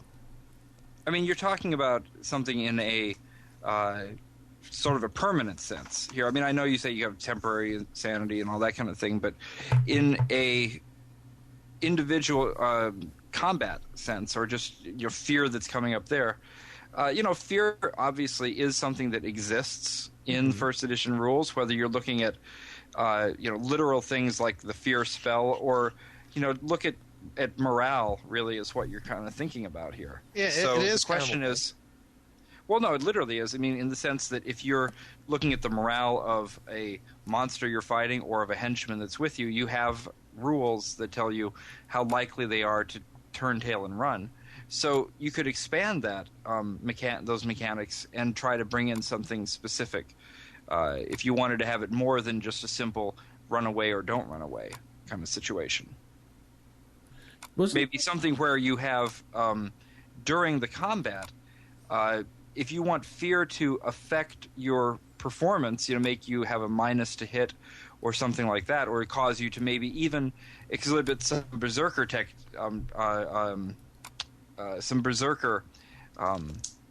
characteristics, but maybe without the strength. Wasn't there an article in Dragon about new adventurers meeting horrific events on the first time, having to roll something? Right. That's also in. You can actually just steal the terror rules from second edition, Ravenloft. Yeah. Okay. You can do that too. Okay. Yeah. Tell me about them. I don't know them. I'm actually looking in Unearthed Arcana right now to try and see if there's. I thought there was something in here about this specifically. Right. Well, Will can probably tell us. He's more familiar with second edition than the rest of us. What's that? What did you want to know? The terror rules in Ravenloft. Okay, yes, you have your power checks and your horror checks. That's it. Thank you. Yeah, the power checks and horror checks. The power checks, though, is when you are influenced by when you. Basically, what happened is the Ravenloft power is always trying to corrupt the player, so they will do certain things in there to see how you would react. If you react to it badly, you have to make a power check. Right. If you fail, then you move more and more closer to the dark side. Real similar to the effect used in Dragonlance. Remember that chart we talked about? Okay. Yeah. It's real similar to that. Now, horror checks, well, that's a whole different thing and everything onto itself. And when you run into your horrible things, you have to make that save and throw. And if you fail, it has, profound impacts upon you and so on. So that's like that would be like a sanity roll. Yes. Now, you see, I like the sanity. And I was listening to all y'all, and y'all have very good points and everything. And I'm trying to figure what could you do in D&D. This is the problem with D&D. This is assuming that the player characters start off at first level, have never seen or witnessed any horrible things in life or seen horrible monsters and everything. It's hard for me to fathom, you know, in a D&D setting or any setting where your first level character and you haven't heard about a zombie or a ghost or anything like that. However, this is where I look at Poltergeist, the movie Poltergeist. You all remember that? Mm-hmm. Yeah. Remember when she saw that horrible creature and her hair turned white? Yes. No. That's how I like to make the effects so profound, is where they see something for the first time that's just horrible. You heard about it but never seen it, then look what happens. Your hair turns gray or something like that, or you know, whatever it was in there. I mean, I'm sorry. You know what actually I was thinking about was the movie It. Remember when the kids saw it and all his hair turned completely white? Yeah, Stephen King's It, where he saw the spider. Is that with the clown? Yeah, the clown. Yeah, Pennywise. Yeah, the kids saw the spider creature in its original form, and that's made his hair all turn white. I mean, that's how scared he was to death. So I like the horror impact more so than the sanity, because you're adding a new element in there, which, I mean, it all just varies on how someone wants to do it. But it just, how can you do it appropriately? I mean, is a goblin very scary looking? I mean, this doesn't apply just to undead, but I mean to any horrible creature. I think I would be more terrified of maybe a red dragon than I would a goblin or maybe a gnoll. Well, that's why you have fear checks when you go up against dragons. Yes. Well, there's already a rule already in place for fear, though. Right. There already is a rule. I'm just talking about just your general. What about giants? I mean, that's a 6-foot human, and you're seeing a 18-foot tall giant. How would that impact the character? Would you use a horror check or would you use a sanity check? I mean, they both could be the same thing pretty much and everything. They are almost in a way. But yeah. I guess one would be. I see what you're saying, because you are dealing with an actual fantasy game. The effects of sanity wouldn't be so drastic, if at all, because you're living in a fantastical world. Your characters are. Right. Versus another game like Call of Cthulhu, which is kind of a simulation of real world, and you're experiencing weird, extraordinary things. Then that's a different thing. So well, the question... No, go ahead. Well, I was just going to say, the question to me comes is, you know, in your game, why are you bringing in, for example, horror checks or sanity checks? I would say that if you are running part of your campaign, or you know, a specific adventure within your campaign, that you want to bring in something extra. You want to really make this adventure all about the undead, and you want to make it a little bit more fun this time around. So you could introduce this mechanic that gives you some of that opportunity. I don't know if somebody wanted to make this part of their whole campaign all the time. That's another question. But I would just see this as saying, you've got adventurers that are clearly, you know, they've been out there fighting scary creatures. So depending on their backstory, most things are not going to, you know, give them horror in that sense. But here, I'm bringing them into castle disturbingness, and I'm going to have these. I'm going to have these undead that I've created just for this adventure. That they've never seen anything like that, and I want to put a new mechanic in. So let's say I want to get the players to have to get through it in a certain amount of time. So I'm going to start introducing sanity that they lose as they encounter things. I can see it as being really fun for that one adventure. Right. Okay. Now, and that's a good point. And there's some other effects into the game where people don't take into consideration. Character death. How does that impact the rest of the players? That's a good point. Yeah. Or what about if someone takes, now I'm just saying, let's say we go to a high-level adventure. Someone takes like 30, 40 points of damage. It's got to be a grievous wound. It just, you don't witness it all the time, so that should have some type of profound, not a profound impact, but some type of impact on all those that witness that thing. Or if you see a character being turned to stone by a Medusa, or if you see someone, you know, being that died from being poisoned by a black widow spider, and that's a horrible death. All those things, it's just not encountering monster, but also the other residual effects from encountering creatures that kill a character. Or, you know, something to that effect. You see what I'm saying? Dogs and cats living together, mass hysteria. It's a good, you know, what you're saying about how does it affect you when you see the person next to you die. I've been playing Godlike lately. Any of you guys ever play that game? No. I've heard of it. No. Really fun. It's a superhero game set in World War II, but the superheroes are called talents. They're not superheroes, and they're very mundane. They'll have a little bit of a power. And one of the reasons I think some people who play this game like it so much is because it's very deadly. You've got these talents that maybe they can fly or shoot flames, but they're still going to get killed by a bullet. And they have a concept in here. They have will. And will is very important in the game Godlike. You're very important in the game Godlike. Your will score is sort of a mental constitution. And it's what enables you to do these great things. And if you lose that, you lose the ability to do these great things. But what it also does is it can cripple you in other ways if your will starts getting affected. So in the game Godlike, when you see the guy next to you get shot or killed in a horrible way, it affects your will score. When you see that you're becoming overwhelmed by the odds that you're facing, you start losing your will in the face of these overwhelming odds. It's a cool mechanic that I think could work towards fear as well. So maybe sanity or will, you could put those in similar terms. But either way, I like the idea of I just find that when I'm doing an adventure, especially in a campaign where I've had the same people playing for a long time, it's always fun to introduce a little one-off thing. Some sort of mechanic that just people haven't done before. It almost becomes like a mini game in a sense. And bringing that in, whether you call it sanity or will, and I would definitely recommend looking at the Godlike book. It's published by Arc Dream Press, one of the most well-written games I think out today. Look at those kind of mechanics and see how you can adapt them. Right.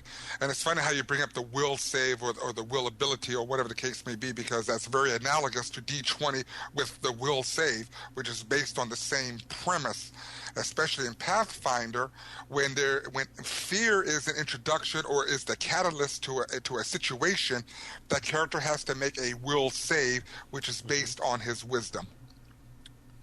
So basically what we have here is we can either draw from other game systems like Godlike or Call of Cthulhu and port in something like that will or sanity roll, or we can have something like that's already in D&D, like in second edition.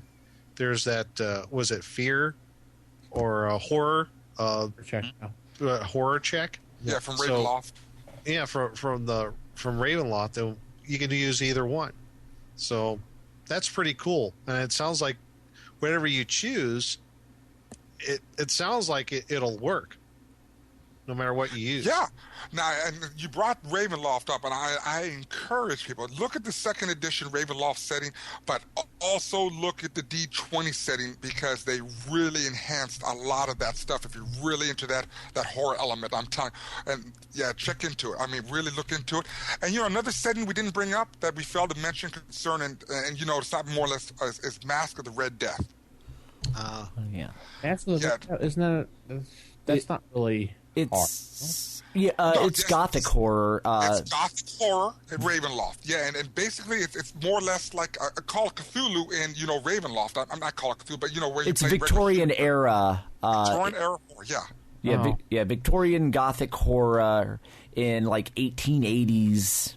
Puffy shirts and real world, quote unquote. Yeah, take a look into that setting, because that's a very interesting setting. No thanks. I think it's cool. Yeah, no, I definitely for this type of horror that you're talking about too. It sounds cool. Okay, well, I guess we'll go on and we'll hear from our viewers, our listeners, about what they think about adding a fear or fright mechanic. You can email us at rfistaff@gmail.com, or you can call our hotline. Is that right? Yes, I'm just laughing. I know you're laughing because I got it right. Or you can call the hotline 570-865-4210. Jason, it's only taken Nick like 60-something episodes to get the address. Yeah, right. It also helps to have the RFI website on my computer up, so I can look at it. Great. So maybe in another 100 episodes, he'll stop giving clerics swords. Ooh. Hey. And on that high note, I guess we'll move on to Creature Feature.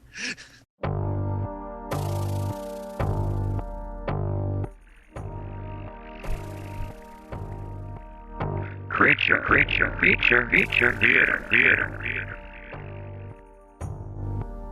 And now we're here for the creature feature. We're going to start talking about types of undead. What do we have here? We have zombies, is that it? Yes. Different types of zombies, different types of walkers. From looking at TV shows and movies, obviously you can take inspiration from there. There's, like you were saying before, the virus zombies. The brain-eating ones or the flesh-eating zombies. Right. I hate zombies. You're going to go traditional just shamblers, or they're going to be runners, or they're going to be people that can crawl different ways. That's basically what we're talking about here. You know what I like? Because I really do hate zombies. I am so tired of zombies. If I never see another one as long as I live, I'll be fine. Agree. I absolutely hate them. Even though I'm using them in my home campaign, I hate zombies. I hate zombie movies. It's not zombies' fault either. They're just so played out. Everything's got to be a dang zombie now. But going back to that Van Richten's Guide to the Walking Dead, I had never thought about this idea of, I don't know if I want to call this a zombie, but let's call them zombies because we're in the creature feature, of not even looking dead, or maybe just barely, not being decayed, not anything else, right. Almost to the point that they could pass as your neighbors. Yeah, a living zombie, if you will. That's scary. Wasn't there a type of creature like that in Chill? What's Chill? The Chill role-playing game? It's a Mayfair horror role-playing game. Okay.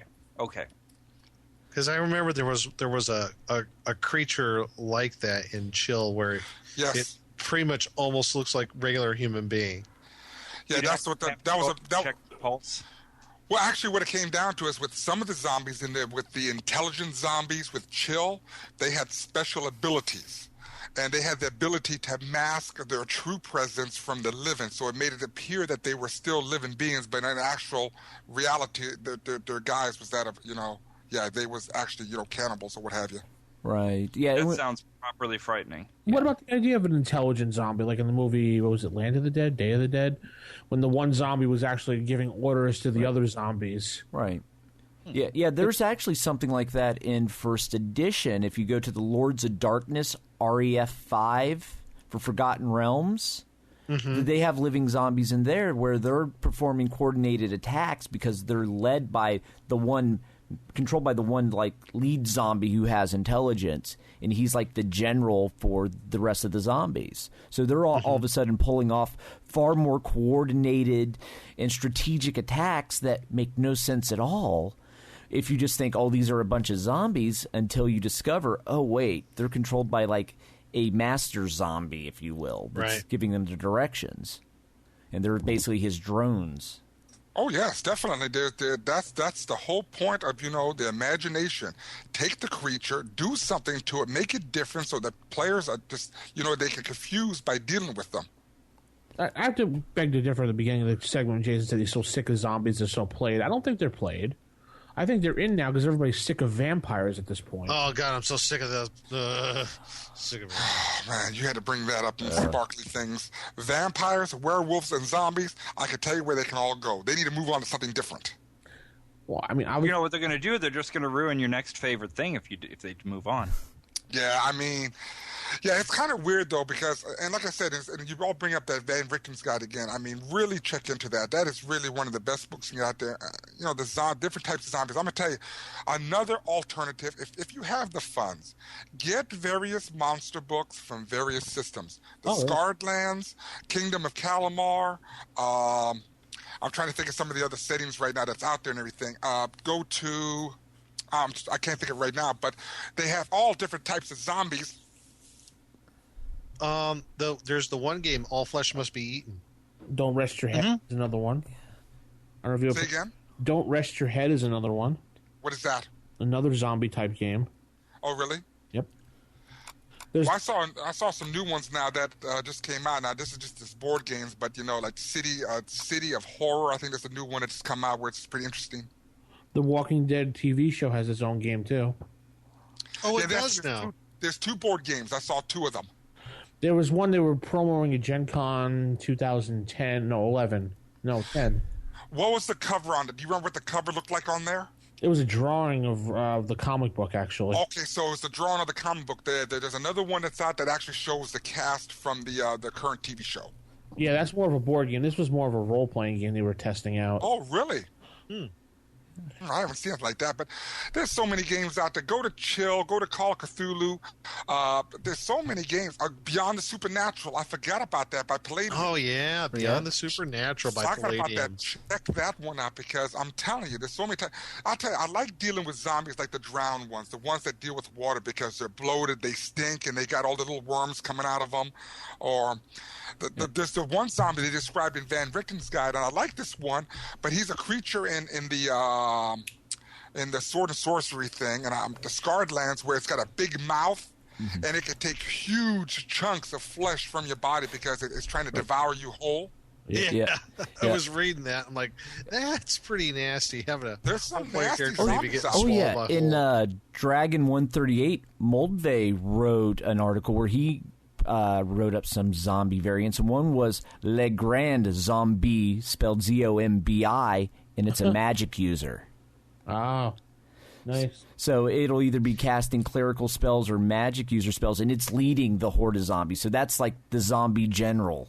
Yeah, your zombie master. Sweet. Other books you can... But you know, the thing is, the last comic convention I went to was the Philadelphia one we had a little while back here. And as I was walking through the various art halls, all the different comics artists doing everything, I would say, no exaggeration, about 75% was zombie themed. Oh. It was, you can get these posters where it's like your favorite movies turned into zombies. This turned into, it's gotten to the point that geek culture is being threatened by two things that will take it over, and that is anime and zombies. Eventually, it will be nothing but anime zombies. Cool. That's all that'll be left, and it's getting old. It's boring. It's played to death, and it needs to stop. Well, better than being vampires or Sparkle. Yeah, honestly, at this point, I would take vampires instead of zombies if we could just move, just so we could have two things instead of one. Well, then, since you brought up vampires, I will say one thing. I just watched a cool movie this week, and I don't know which one of y'all liked. I don't know if it was Matt or Nick. I saw that Abraham Lincoln Vampire Slayer. Yeah. I want to see. And was it good? Yeah. That was actually an excellent movie. Yeah. A friend the thing is that. Well, a friend of mine was actually a friend of mine was actually in Abraham Lincoln versus the Zombies. Yeah. The B movie knockoff. Yeah. Oh, by Asylum? Yes. A friend of mine was one of Lincoln's bodyguards. Well, that's cool. Yeah, he's the one that jumped off. Didn't do a very good job, obviously. No, he ended up killing himself to avoid shooting himself in the head when he jumped off a wall and broke his ankle. So his character shot himself in the head so the zombies wouldn't turn him into a zombie. It's the honorable thing to do. Yeah. Well, but here's the thing: if you're into the vampires, at least there's actually genuinely good stuff out there. There's a lot of junk. But, just like Theodore Sturgeon said when somebody told him, why do you write science fiction? 80% of science fiction is crap. And he said, look, 80% of everything is crap. Yeah. But in the case but in the case of vampires, Anne Rice's books, if you go back, they were good. Yeah. And Poppy Z. Bright, she's a good author. There's good stuff out there because you can actually explore maybe some deeper motivations and meanings behind them. And yeah, if we get some junk out there that we don't like, that's fine. But with zombies, how far can you really go? It's just an excuse to feel better about shooting a human in the face. Well, see, this is what my deal is with zombies. I saw this one horrible zombie movie. I think you all know it. I don't know if you all seen it or not. But they shot fireworks. And when the zombies saw the fireworks, they were enamored by the fireworks. And they would just stand there and look at them. You know which movie that was? Land of the Dead or Day of the Dead, one of the two.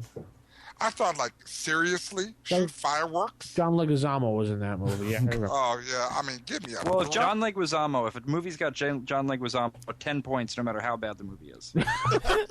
Yeah. That guy is just the best. Yes. Well, if you want to get good... I always thought that From Dusk Till Dawn was a fun film. Yeah. When you talk about vampires, because no one expected it. Yeah, but that movie was good for the first half, and it's like someone took a dump on the rest of the script. Okay. And wiped their butt with the rest of the script. It was so good, the first half of that movie, and it was just like the rest of the... But since you're talking about that, what about that movie that Will Smith did?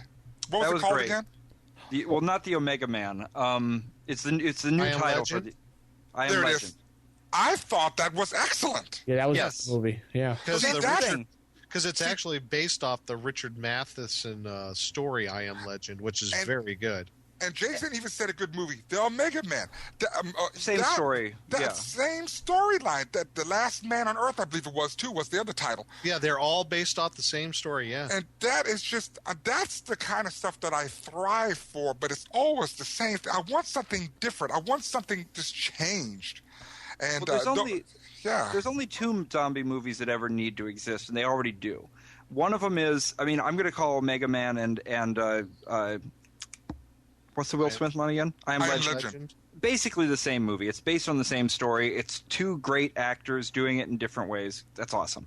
And then you've got Shaun of the Dead, which is also brilliant. Oh, that's such a fun film. And now you're done. And now you've done all the zombie movies you ever have to, except maybe the Woody Harrelson one. What about Night of the Living Dead, the 1960s classic? I never saw it. Never seen it? Oh, you got to see it. Not gonna.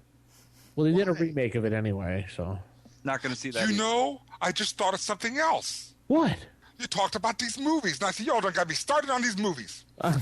What was that one movie? Was it 30 Days After? 28 Days Later? 28 Days Later. 28 Days Later. And what was that other one? 28 Weeks Later? No. There was another movie where the plane crashed into the swampy water and it got into the water supply. My Dinner with Andre? No. No. You all seen it. It was Sleepless in Seattle. The Crazies. Oh, the Crazy. Oh, wow. Remember that? Yeah, I've heard of it, though. Yeah, that's that movie, yeah. Check those movies out because, again, you're dealing with... See, I like talking about zombies. I like different types of zombies and different effects. And this is why I say pick up this book if you really want different... These zombies all created by other external factors and everything. I mean, are they typically zombies? I guess they're not. But, I mean, they still eat you, I guess. They have the obedient dead, the hungry dead, the restless dead, and they have different weaknesses and how necromancy... The foppish dead. Yeah. The foppish dead? The foppish dead, yes. There is... I would so prefer the foppish dead. What about... How do my brains look in this? A zombie colossus. In that Dragon article, there actually is a 30-foot tall zombie that's created.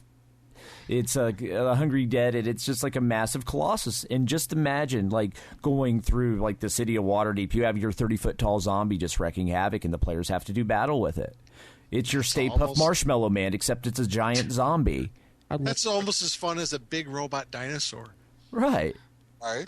But don't forget the 50-foot Colossus in Castle Amber X2. Right. Yeah, that's right. That was controlled by a guy. And remember, the only way to defeat it was having that powder, and you had to go up there in a flying carpet and fly up and fling it in his face. Yep. Yeah. Yeah, that was the only way you could defeat it. You couldn't turn it. There's some other books you can look at. Eden Studios has a bunch of them, like you said. All Flesh Must Be Eden, I think, is done with them. And in fact, one of the supplements is called Dungeons and Zombies. Yes. And it's very, very good. If you want to run like a fantasy campaign, but it's overrun by undead, that's a great source book.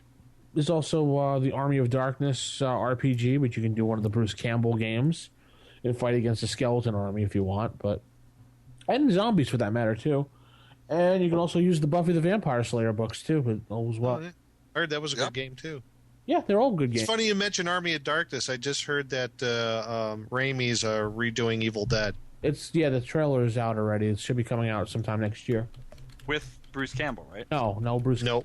No. Whatever. He's not even going to make a cameo? As far as I know, he said no, but he never knows. Just his chin, though. He could be in there as a cameo. He said no before and shown in, so who knows? He's too busy doing Burn Notice right now, so. Yeah. I liked his movie, Bubba Hotep. That was a fun film. My favorite one of him so far is My Name is Bruce. Oh, yeah. I see that one. That's good. So anyway, there's some types of zombies, some things to think about and chew on. Ha ha. Hey, wow, brother. I couldn't digest that joke. I know. Hey, I just wanted to say one thing. We was talking about how to modify some of these zombies. No, you can't say anything. We're done. Okay, just a little bit. We're out of time. Sorry. No, get ahead. Well, I'm kidding. Oh, okay. I noticed in this book that some of these zombies were given dark auras, which was actually pretty good. Some of them give off a fear aura, an aura of frost, and an unholy aura, a dead zone, and a ghostly fire. I'm serious. If you want to vamp up your zombies, make them sparkle. Hey, let me wrap it up here. Stupid dead jokes, but you got to pick up this book, that Richton's Guide to the Walking Dead. Got to pick it up. You have to pick up all the books that were done by Sword and Sorcery Studios. It's like taking Ravenloft and giving it to White Wolf was like gold in their hands. It was. It was the best thing they could have done with that. But anyway, pick them up. They're not that expensive. You can get them for like $5 a piece at half-price books. Probably $10 on Amazon. They're really good inspiration material for horror campaigns. There's a whole bunch of them. I think there's got vampires and other types of undead. That Dungeons and Zombies book by Eden Studios, so you can get that on PDF too from their website. Okay. Yes. Yeah. Where's Jason at? What? Where's Jason at? Right here. Oh, okay. You played first edition AD&D. Yeah. I just had a question for you. Okay. No, I just one simple question. When you had humans run into ghosts and they failed their saving throw when they aged 10 to 40 years, how did you handle that? Well, there's rules for aging. If they're going to actually hit those levels, then that's going to happen to them. So if they're going to lose some constitution as a result or anything like that, or gain some wisdom, that's going to happen. It's going to be an actual aging, not just an appearance. Yeah, for example, like if you have a 20-year-old character runs into a ghost and he ages 40 years, he's now 60 years of age. How do you handle the character from there on as far as whether he's going to be playable? Well, I mean, if he's a magic user, then he will still be playable. If he's a fighter, then that's pretty much end of the line for him. Well, yeah, because if you use those aging rules in the DMG, absolutely. Or I just thought of something. What if a child ran into a ghost and he ages 20, 30 years? It's now big in D&D. Huh. It's the Tom Hanks movie. Well, they got it. They wouldn't grow in size and like that type of aging. They would age physically, but not like growth-wise. Okay. Well, it's interesting because I just said that I would do the wisdom, and you just made a good point, Matt, which is where would you get that wisdom from? Right. So, I've always just played it as this aging actually happened, and I'm going to give them the wisdom. I've given them the wisdom to go with it as, sort of you've got a magic user, at least that, you're not out of the game at this point. But, yeah, if you have a child get hit by a ghost, I think it would be a lot more interesting to just play them as mentally the same as before, but just physically older. Excellent. I love that. Okay, so he's a little old man with a beard. And, there's nothing wrong with, maybe you let the fighter state. Any of you guys, I know that maybe some of the others aren't, but I don't know about you, Will, fans of Terry Pratchett? Yes. Oh, yeah. Oh, yes. So, he's got Cohen the Barbarian. Yeah, Cohen the Barbarian, you betcha. So old that he just can't die anymore. What's his name? Cohen. Oh, the Cohen Barbarian. the Barbarian. That my last name is Cohen. I wonder if he's talking about me. Probably is, yes. Your last name is Cohen, like like the priest. Yeah. Yep. Yeah, and so you're a priest. You are of the priestly class. That is correct. I am of the Kohanim, the Levites. Yes, exactly. So so he's Cohen the librarian, or sorry, not the librarian. Cohen the barbarian. Oh, great. he's so old that he's just gotten too tough to kill anymore. Okay. So why not have some fun with that? Let your character have a 80-year-old fighter. Human. I'll whip your butt, Sonny. Yeah. Well, I just saw this guy. I'm sure you've seen the video's been going kind of viral for the past couple of days of this 93-year-old weightlifter. Oh yeah. Yep. So that guy's pretty tough. I'm not going to take him on. So there you go. Yeah. He did it for the hot 70-year-olds. Right. I know. I love that. Yeah. He's going for the cute 70-year-old girls at the beach. Right. Yeah. Yeah. It's like Helio Gracie was doing Brazilian Jiu-Jitsu up until his late 80s, until he died. Jack LaLanne, I mean, look at him. I mean, he was a pretty strong guy up until the end of his days. Right. So what they're lacking in physical ability, they're making up for with their experience and technique. Nice. Just look at Ric Flair. He's 107 and he still wrestles. Yeah. Anyway, let's head into Dragon's Horde next.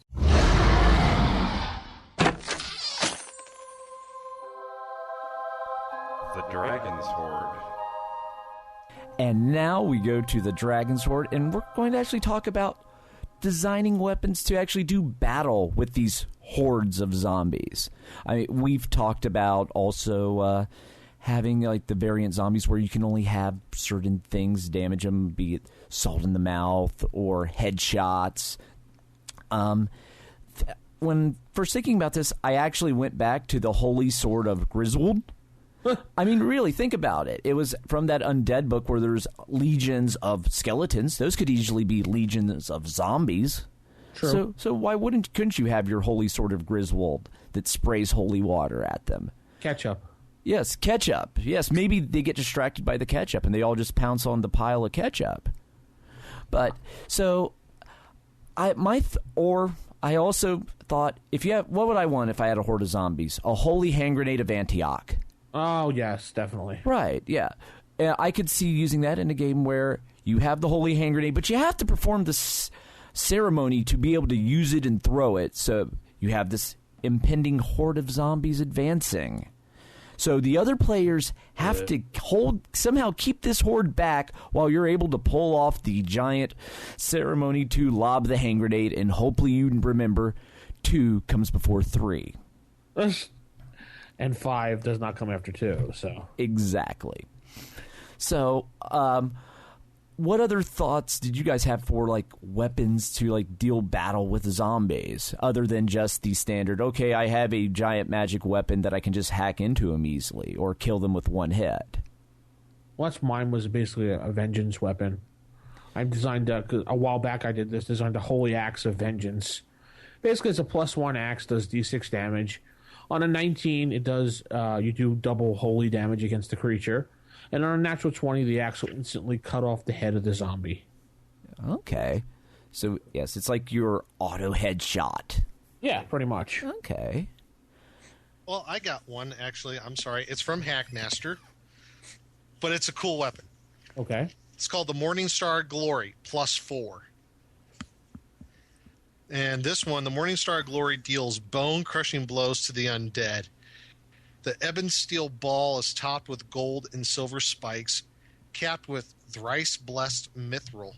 Undead, which are primarily skeletal in nature, take 4d4 plus 4 points of damage per hit. Other undead take 3d4 plus 4. Damage against non-undead is 2d4 plus 4. So that's the Morning Star of Glory. What about you, Jason? I don't. You don't what? Have a weapon at all? No, I don't. You wouldn't make one up for your game? I didn't. Okay. I was unprepared. I didn't study for the test. I'm sorry. I didn't know there was a quiz. But if you could design a weapon, what parameters would you put on it on the fly? Am I the only one left? Can anybody else go? Come on. Will?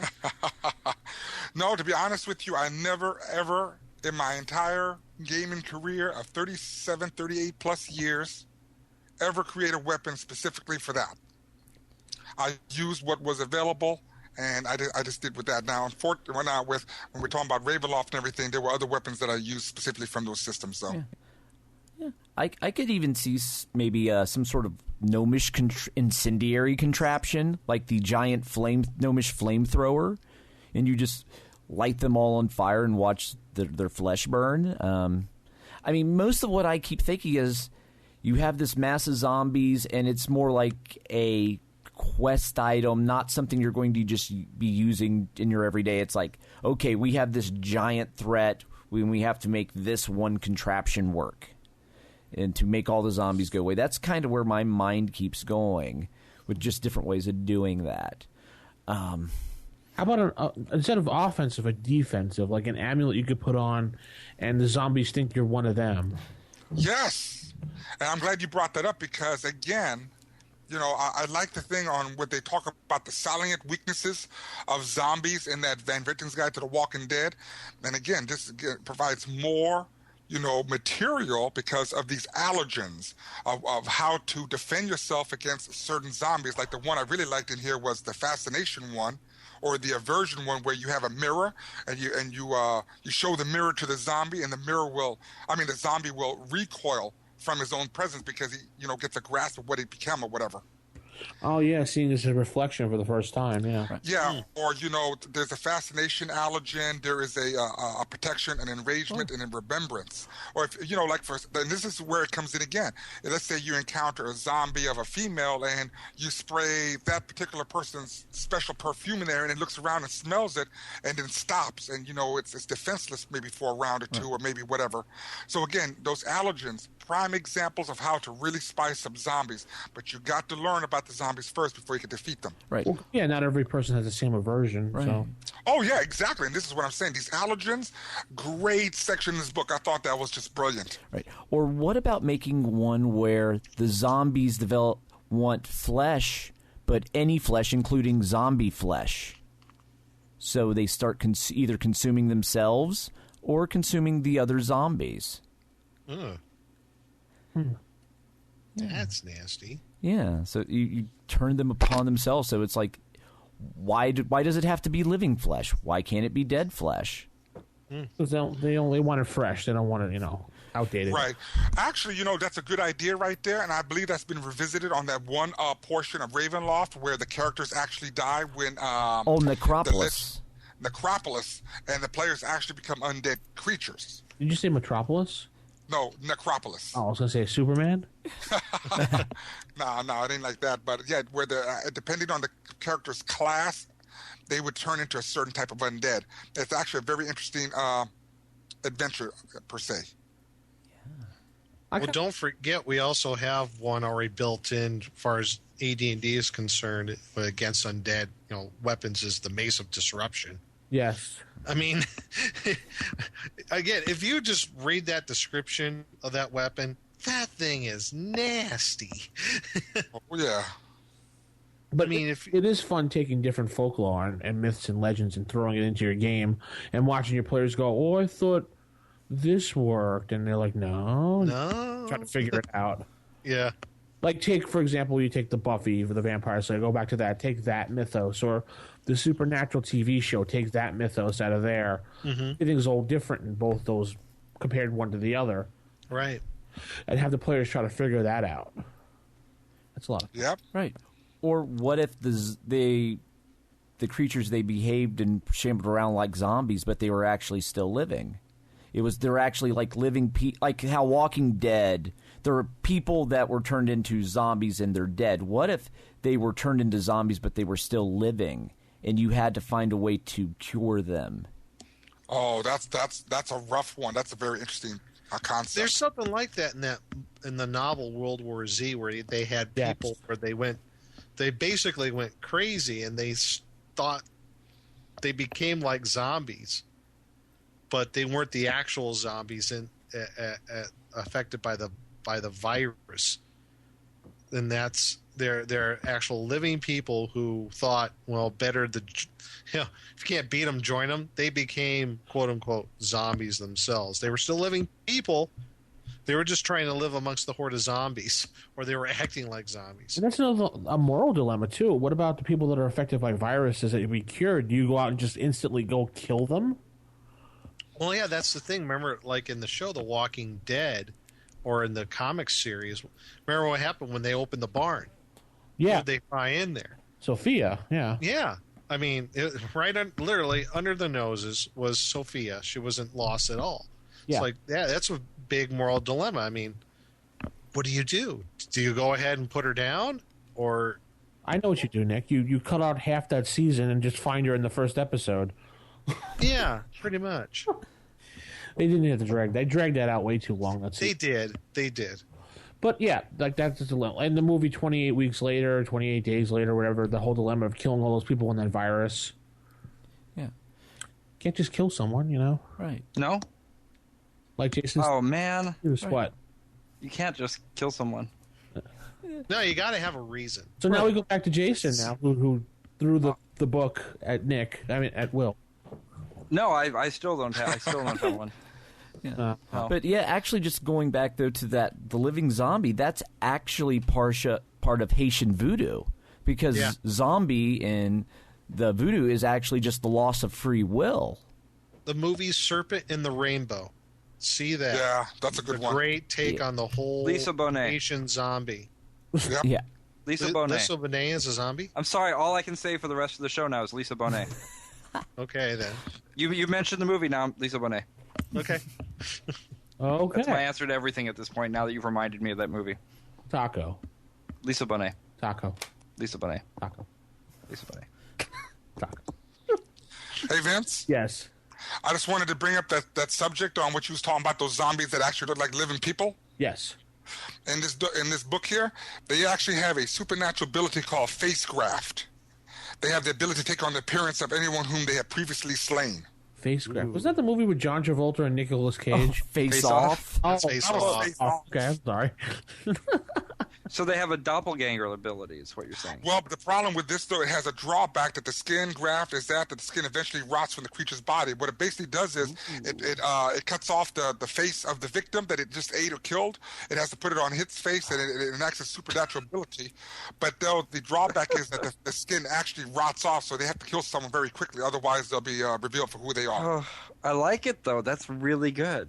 That is interesting. I like that a lot. See what happens when sword and sorcery takes things over? Good stuff. It's really good stuff. All the people at White Wolf, they're maybe people think they're not all there, but they're there. I don't know. They throw a good party. I've been the one at Gen Con. Yeah. Oh, they do throw a good party, yeah. Especially the masquerade balls are good. Yeah. So anyway, I guess that's going to complete Dragon's Horde. Yeah. And I guess that's going to come to the end of the show. Aww. Well, Brains. this is the 100th episode. We could basically talk about whatever you want at this point. It's the end of the show. I mean, We talk about Lisa Bonet eating tacos? What? Sure. I guess nobody has anything to talk about, huh? I got nothing. Yeah. Who's going to Gen Con next year? I'll be there. Yes. I'm going to try. I already have my hotel room booked, so I'm good to go. It's the way to do it. I know I'm going to Origins. Cool. And I'll probably be going to Origins again as well, so. I got the Omni booked for this year at Gen Con. Yeah, I have a suite at the Hilton. Yeah, at the Hilton. Yeah, suite at the Hilton. Yes, I have a suite at the Hilton. It room 6 and makes things really cheap because it's not that much more than a regular room. Oh, you're gonna have 5 roommates, is what you're saying? Yeah. Actually, I'll have 5 roommates. So it's actually not that bad. Because I have 5 people in my game group, so we just go. We already had our little cabin con, so we can actually tolerate each other for several days in a row. So that's good. I can usually handle up to, as far as roommates go, up to about 0. Yeah. How was the crowd and the new hotels were in last year? Was it any more? Did it seem more spacious, or was it just the same? It felt like there was less people at Gen Con, even though there were 6,000 more. That's what I was wondering. Yeah, that new hotel kind of messes it up, I gotta say. Yeah, it's too far away. It's a nice enough place, but it doesn't feel connected to the rest of the right. It's kind of an island to itself because that end of the convention center just really isn't used for all that much. It's like True Dungeon, and okay, and that's it. I was staying at the Homewood Suites this year, which I'll never do that again during MotoGP. Wait, where is the Homewood? Is that out by the airport or something? No, it's right on Meridian. Oh, okay. Okay. So all the motorcycles were lined up in front of my hotel, revving their engines till about 2 a.m. Awesome. Yeah, they basically blocked off Meridian from. What's the problem with that? I mean, come on, you're at a convention. I was on the 3rd floor. My windows were rattling. Yeah, but you're up till 2 or 3 o'clock in the morning at a con anyway. So what's the problem? They also had to have 7 cops in the lobby of my hotel. Did your windows open? No, fortunately. No, it's bad because you could have opened them and been pouring things on the bikes. Yeah. Oh well, we did have a nice view. We got to see a guy get hit by a motorcycle. We got to see someone vomit in the street. Cool. We had 7 cops at one point in our lobby, just making sure people that were staying at the room weren't there. So you had to actually basically pass Checkpoint Charlie to get into the hotel. I'm still trying to figure out how this is any different than any other gaming convention I've been to. Basically, I don't recall the motorcycles. They were all on Meridian, Friday and Saturday night, from the Circle, Yep. down to South Street. That entire street was just blocked. So, and it was just nothing but constant revving. And they had a party as well in one of the parking lots. And they were those motorcycles were just basically doing laps. So we were literally told, cross the street at your own risk. Nice. Well, last time I went to Gen Con, I had the unlucky fortune of having the same floor as a band that was staying there. They were staying so all night. They sang in the hallway. Are you talking like an a cappella group, like what's his name on The Office? Yeah, kind of like that. Nice. Yeah. All night long, they just in the treble tones. Yeah, they were just yes, they were just singing in the hallway all night long. I was like, oh, go to sleep. And I love the drunk people that bang on doors in the middle of the night, thinking it's their room. I'm sorry. Yeah, Nick, go to your own room, okay? I'm sorry. Yeah, I think for this Gen Con, I think I'm gonna get an apartment or a house rather than staying in a hotel for exactly all those reasons. Yeah. Just even if I have to be, a few blocks away, having an actual home to stay in as opposed to a hotel might be the better way to be. Yeah. Well, I found a good hotel that's maybe 3 or 4 blocks away, the Comfort Inn, and there was like no gamers there whatsoever, so it was great. Yeah, because that's just a few blocks south of a Lucas Oil. Yeah. You could still walk to the convention center if you really want to, but they have like a taxi service. Yeah, it's probably a good 15-minute walk since they moved everything to the other side of the convention center. Oh, okay, so there, yeah. Yeah, because I used to park there for like $5 when Gen Con first went to Indianapolis because there was a parking lot there. And it was like $5 parking, so I'm like, I shall park here. And when the exhibit hall was on the side of the convention center near the JW Marriott, it wasn't bad. It was like walking from one of the hotels 2 blocks east of the convention center. But now that it's on the other side, that's a nice little trek, especially if you're hauling stuff. They moved the exhibition hall across? Right. It's now off Capitol Street. Basically where the RCA Dome used to be, that is where the exhibit hall is. Is it because of more room they needed? Or? Yeah. It's bigger. But they need more than the 2 football fields to do it? Jesus. Yeah. So, but yeah, that's like the new end of the convention center, and that's where a lot of the Gen Con stuff is now focused. And also with the new layout, I never go up to the upper levels anymore, since they've expanded the bottom of the convention center. So the part of the convention center where you'd go down and it was like the Indianapolis Colts like party room or something that was connected to Lucas Oil, that's now all exhibit hall space. Oh. So where did they put Wizards? I know they had them on the second floor at one. They were across from the exhibit hall. Oh, they moved them there now. Okay. Yeah, they were not up in Sagmore on the second level. So since I wasn't staying through a Skywalk hotel, I never even went up to the second floor. So I have no idea what was even up there this year. They actually consolidated a lot of stuff. It was like Wizards, the auction, everything was confined to that one new hallway that you never, unless you had some event elsewhere, you never really had to leave that area. So, I don't know. Fun. Yep. Did you sit in on the D&D update? No. At that point in time, me and my roommates, we were looking for a liquor store.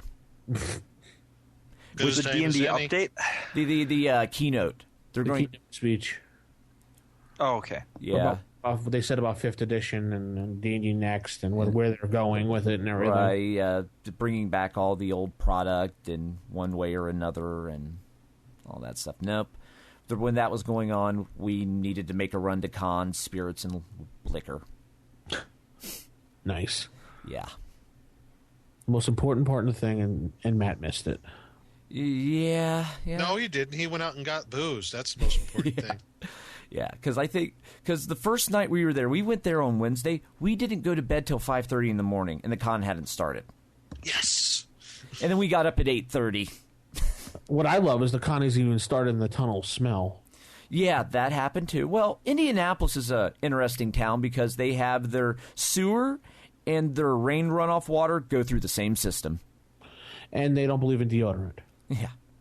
I still like the fact that you can just get the nice steam coming out from the sewer system where you just see the stench coming up. So so the city has a stench to it even without the gamers. Really? Yeah. But it must have been nice with all that construction done.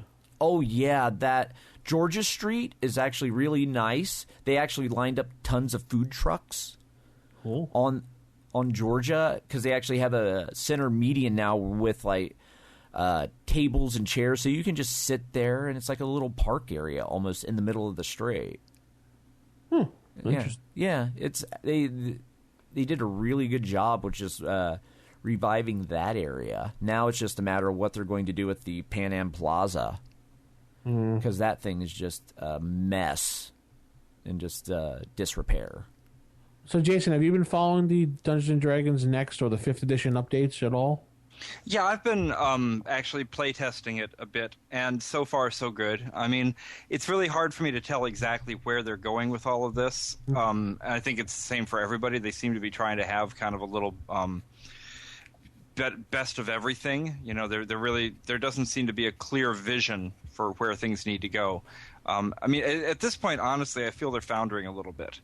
They're not seeing a lot of profit out of D&D the way they are out of things like Magic, and they've tried different things. You know, they've tried to turn it into a more perpetual income stream, and it hasn't worked so much in the past. So this I kind of see as their make it or break it opportunity. You know, if they figure out how to build a proper business model out of things this time, then I think we're going to see a real resurgence in why D&D matters to people. But there's also, I'd say, a good chance that this could be the last edition you ever see. Well, they could possibly sell it off as well. I mean, Hasbro would do that, I would think. Yeah, that's what I mean. I mean, I think this is where they have to show, never mind whether the game's good or not. I mean, that's a whole nother issue. But and I do think that the 5th edition plays reasonably well.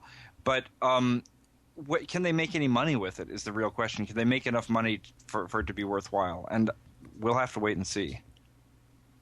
It's all speculation at this point, I guess. Right. I'm speculating. Right, especially considering the stance they're taking now is they're doing all this public play testing, and they're going to keep play testing it until it's done. There's no time frame on when it'll be released. So yeah, to me it's very much like we don't really know what this needs to be. We don't love this the way we should, and we're going to just sort of punt and say, what do you guys want it to be? Right. The problem they could run into is by trying to appeal to all these various gamer sets, you end up with a bland system that appeals to – it has a little of everything, a lot of nothing, and it appeals to no one. I kind of feel like it's where it's headed right now, yeah. Right. I mean – which ones are they going to pick for, like, the RPGA? Is what I'm wondering. What's going to be the standard? Well, I mean, you could look at it for when what books all they would do is say you can use these books and these option sets, because I think the option sets will probably be more like second edition, and that they'll actually be their own standalone books. So if you want to add like the skills and powers to the game, you would buy a separate book. So not only would the game be modular, the books would also be separate. So they could just say it's just whatever's in the core book, that's it. Or this book with this option book. I could see them going that route. They're going to have a basic skeleton book and then say you have to buy this book if you want to do this. So right. That way you... I could see them going that route, but then you run into the 4th edition book model. The 3.5 book model. Right. Or the 2nd edition book model. Right. Because I could see if they've thrown all those options in the base books, then everyone will just treat it. They're not optional. It's in the base book. Unless they put in a big bold section that says optional rules. They did that in the second edition player's handbook. They did? I don't really know. Yeah. There's like the weapon proficiencies, I believe. Or non-weapon proficiencies. Optional. Everyone plays with them. Because the problem they're facing right now is that, I mean, I'm not privy to sales numbers inside, obviously, of Wizards or Paizo, so I don't know. But if I go by, I have friends who work at different conventions, and certainly at a couple of the bigger conventions out here, like Kineticon, is one of the big ones. It's got, I think, about 15,000 people go to that. Yeah. And they're seeing a lot more Pathfinder than D&D games going on, and just Pathfinder is being very vibrant, and it's alive, and all these things are going on. And the D&D, they're seeing this decline in relative terms, and like actually less people are playing D&D than Pathfinder now. Right. So I think the thing is that Paizo is committed to Pathfinder. They obviously, this is what they live for this. They love this, and I just wonder if there's not sort of a passion gap here. Right, and I think it's just Lisa Stevens, and she sold us the devil. This is what the deal is here with Paizo. What Paizo did was, and this, they have mentioned this before and everything. Lisa Stevens even talks about it. The money's not on the Pathfinder game itself. Their money right now is in the adventure paths. Their adventure paths is what's selling the game, and that's what's killing D&D. I think that they're gambling that Greenwood and all of them are going to revivify the love for D&D with the Forgotten Realms being redone again. I think that's what they're hoping, they're gambling on, and I feel bad for them because I don't think it's going to work for them. Right. And I agree with Jason, though. The sentiment is this: I believe this is their last best shot at trying to get a chunk of the market. And just to let you know, Jason, that Pathfinder is the only company that has ever knocked off D&D off its #1 sales in its entire history. Yeah, it has. Yeah. Paizo is the only company that's ever done that. Yeah. That says a lot. I mean, because Paizo, as a company, is way smaller than Wizards. I mean, or by orders of magnitude. Yet, look what they're managing to do. Yeah. Oh yeah, they're a powerhouse, and and you know what though? I think it was a very serious mistake to wait to announce that it's going to. When did they say 2014 or 2013? They said 2 years for the game. Yes, 2014 would be the 40th anniversary of the creation of D&D as it is, and they just gave Paizo a big heads up. I think that was a very serious mistake. Yeah. You don't tell your competition we're going to release your next new game. Right. So that's what you're really doing there is you're telling everybody, don't get too committed to what's available now. Wait for the next one. Right. So that was a mistake. Right. Yeah. You're eating into your current sales.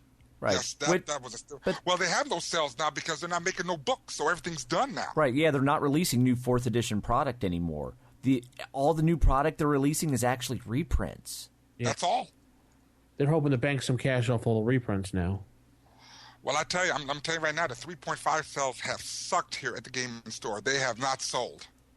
I think the reason they did that was trying to tackle the Pathfinder people, saying, "Oh, we love 3.5, and Pathfinder's as close as we can get." But the problem is, they waited too long. They did. They waited too long. And just the transition to fourth appealed to a completely different type of game player. 4th edition brought the Magic the Gathering player into role playing. Jason said it, the video game genre. Right. Yeah, and I don't mean that in a negative way. What I mean is that you genuinely have two different core influences for the two different types of gaming. That's all it is. Right. That's the reality of the situation. Right, because the Magic the Gathering player really enjoys the min-maxing, the being hyper-efficient with limited resources. That is 4th edition. 4th edition, like at the Reaper mini store near me, the guy told me, he said they don't really sell 4th edition, but he said he likes it for one reason. It's a good way to bring new people into the game. See, I don't understand when people say that. I understand if you say, for example, like D&D encounters. Is it encounters or essentials? Which is the one? It's the counters. There's both. Yeah. Essentials and encounters, yeah. Well, whichever is the one where you can really just kind of sit down and go through a very pre-planned I've actually DM'd those before somebody asked me to step in at a game store when their regular DM wasn't there, and it only took me like 30 minutes to get ready for it. It was really easy to get into. Right. Yeah. I get how that's an introduction, but actually using 4th edition as an introduction, it's no less complex. He was saying that it's very simple to just convey the rules to people and get them to start playing the game, and then once they're used to it, rip them out of that into something more complicated. Huh. That's interesting because I just don't see how that's easier. I can't see that either because my next question is this game still being supported by the company? And the honest answer is no, it's not. So I don't see why anyone in their right mind would, spend all this money on a game that's soon to be, it's now out of print basically. Well, when a new game company's coming, when new stuff's coming out. Well, here's the thing though with that. Why do we still buy 1st edition stuff? Because we like that edition. If you like 4th edition, you're going to spend money on it. It doesn't have to be in print to be worth your money. And no, that's not what I'm saying. You have to have players, though. And if you don't have players, you're wasting time. Right. You're spinning your wheels. Right. Out of print doesn't equal lack of players. Those are two different things. Unfortunately, for a lot of gamers, however, it has to be in print. Otherwise, they won't play it for whatever reason. Well, I think the difference is that, with Pathfinder, you've got a very vibrant, living community right now, and they know that there's a future for the game. And with 1st edition, you've got still a pretty strong community because 1st edition was in print for so long. It built up such a following. And even when it went to 2nd edition, it wasn't really necessarily different people playing. It was still kind of an evolution. Right. Whereas 4th edition has not been around that long. It hasn't had a chance to build the same level of cult following. 4th edition was out 3.5 years before they did the first Friends and Family playtest for Dungeons & Dragons. They just messed it all up. That's not very long. I mean, 1st edition, if you go from the publication of the Monster Manual up through the time that they officially switched over to 2nd edition, that's almost a decade. Right. And then 2nd edition was like Actually, August it's over a decade. It's over a decade. 1977 all the way up to 1989? Over a decade. Yeah, 88, 89. It was like 2nd edition came out like 88, 89 and was around till 2000. 11 years. So it had longer time to build a community. And You've got 20 years of old school gaming versus 3 or 4 of 4th edition. Right. And then even with 3.0 and 3.5, it had 8 years. Mm-hmm. Well, and even more if you consider Pathfinder 3.5, which isn't so unfair. Right. Yeah. So we'll see how they do with this. I actually hope that they do well. It'd be very nice to see D&D return to being D&D so that you could actually make some connection between the games and not just in the name only. I really hope that it does well. This is probably their last shot. Yeah, this is their last shot. I don't see them going anywhere after this, and Hasbro will probably see the lack of funding coming in and say, nope, get rid of it. Well, here's the thing, though. The IP still has value in the publishing, the book novels. So will they see keeping the RPG alive in some form as a necessary evil to keep the IP going for the book lines, for the video games? Well, they're still spending money on Avalon Hill. Right. I don't see Hasbro doing it. I see Hasbro cutting the loss. Well, it's like Time Warner. And Time Warner, they consider DC Comics... They keep the comic books around because they consider that an IP creation division. You're right. So maybe Wizards of the Coast will see the RPG Dungeons & Dragons as an IP creation department. So you make the RPG stuff so we can write books, so we can make video games, so we can do movies or television shows, cartoons, whatever. And at which point it'll still be around. It won't get the same love and funding that it would if it wasn't strictly there just to create new content to be used elsewhere, but it'll still be around. And then plus also there's something with like their contract with Atari. I think it goes through like 2014. It's over. No, it's over. Oh, it's over? Okay. Yeah. There's already a new company looking to make a new online D&D game as we speak. Yeah, because they're the Neverwinter is the new online MMO they're working on. Yes. I tried to sign up for the beta test, and it's not even available yet. Right. It was funny. 2 years ago, we first heard rumblings about it, and this was when they were going to do the big Neverwinter push at Gen Con. They were releasing the Neverwinter book for 4th edition. They had all the novels. This is when they decided to focus everything once a year on a setting. And I got to interview the brand marketing director for Dungeons and Dragons there, and she had nothing at all to say about that MMO, even though it was Neverwinter and tied into everything else they were pushing, and it was scheduled for a release that year, and it kept getting pushed back. So, I wonder about that, considering it's about 2 years too late.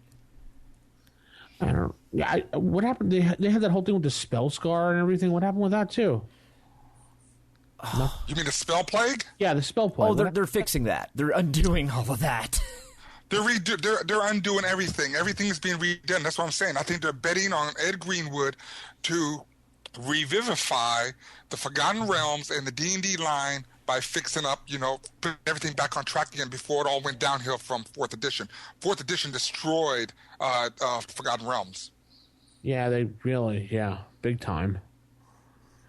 A lot of people were disappointed, and me being one of them as well. What are you going to do? All right, I think we've bored people enough. Anyone have anything else you want to say, or we'll head to the road? No, I'm good to go. It was a pleasure speaking to you, Jason. Hopefully we'll hear from you again soon enough. Nice to meet you and do our first show together. Oh, it's awesome. Yes, Jason, we'd like to see you come back once in a while and poke your head in and tell us your 2 cents. I will be back every 100 episodes to let you know if Wizards is still alive. I meant to say, I like watching your little videos and everything. Oh, no. What did I do? The VU? VU? Oh. Do you still do the VU? I haven't looked at it in a year and a half. Oh, all right. You might want to go on there, because I know a couple of other people are still doing it that started it with you. Right on. Good for them. So that's been the podcast, the Roll for Initiative podcast, issue 100. Nick had to drop out. He had to go. He said, I guess he had to go deal with his family or something. Probably dinner time around his time right now. Anyway, I guess we'll do as you say. Keep it original, keep it old school. Good night, everybody. Good night. Good night. See y'all later. Bye.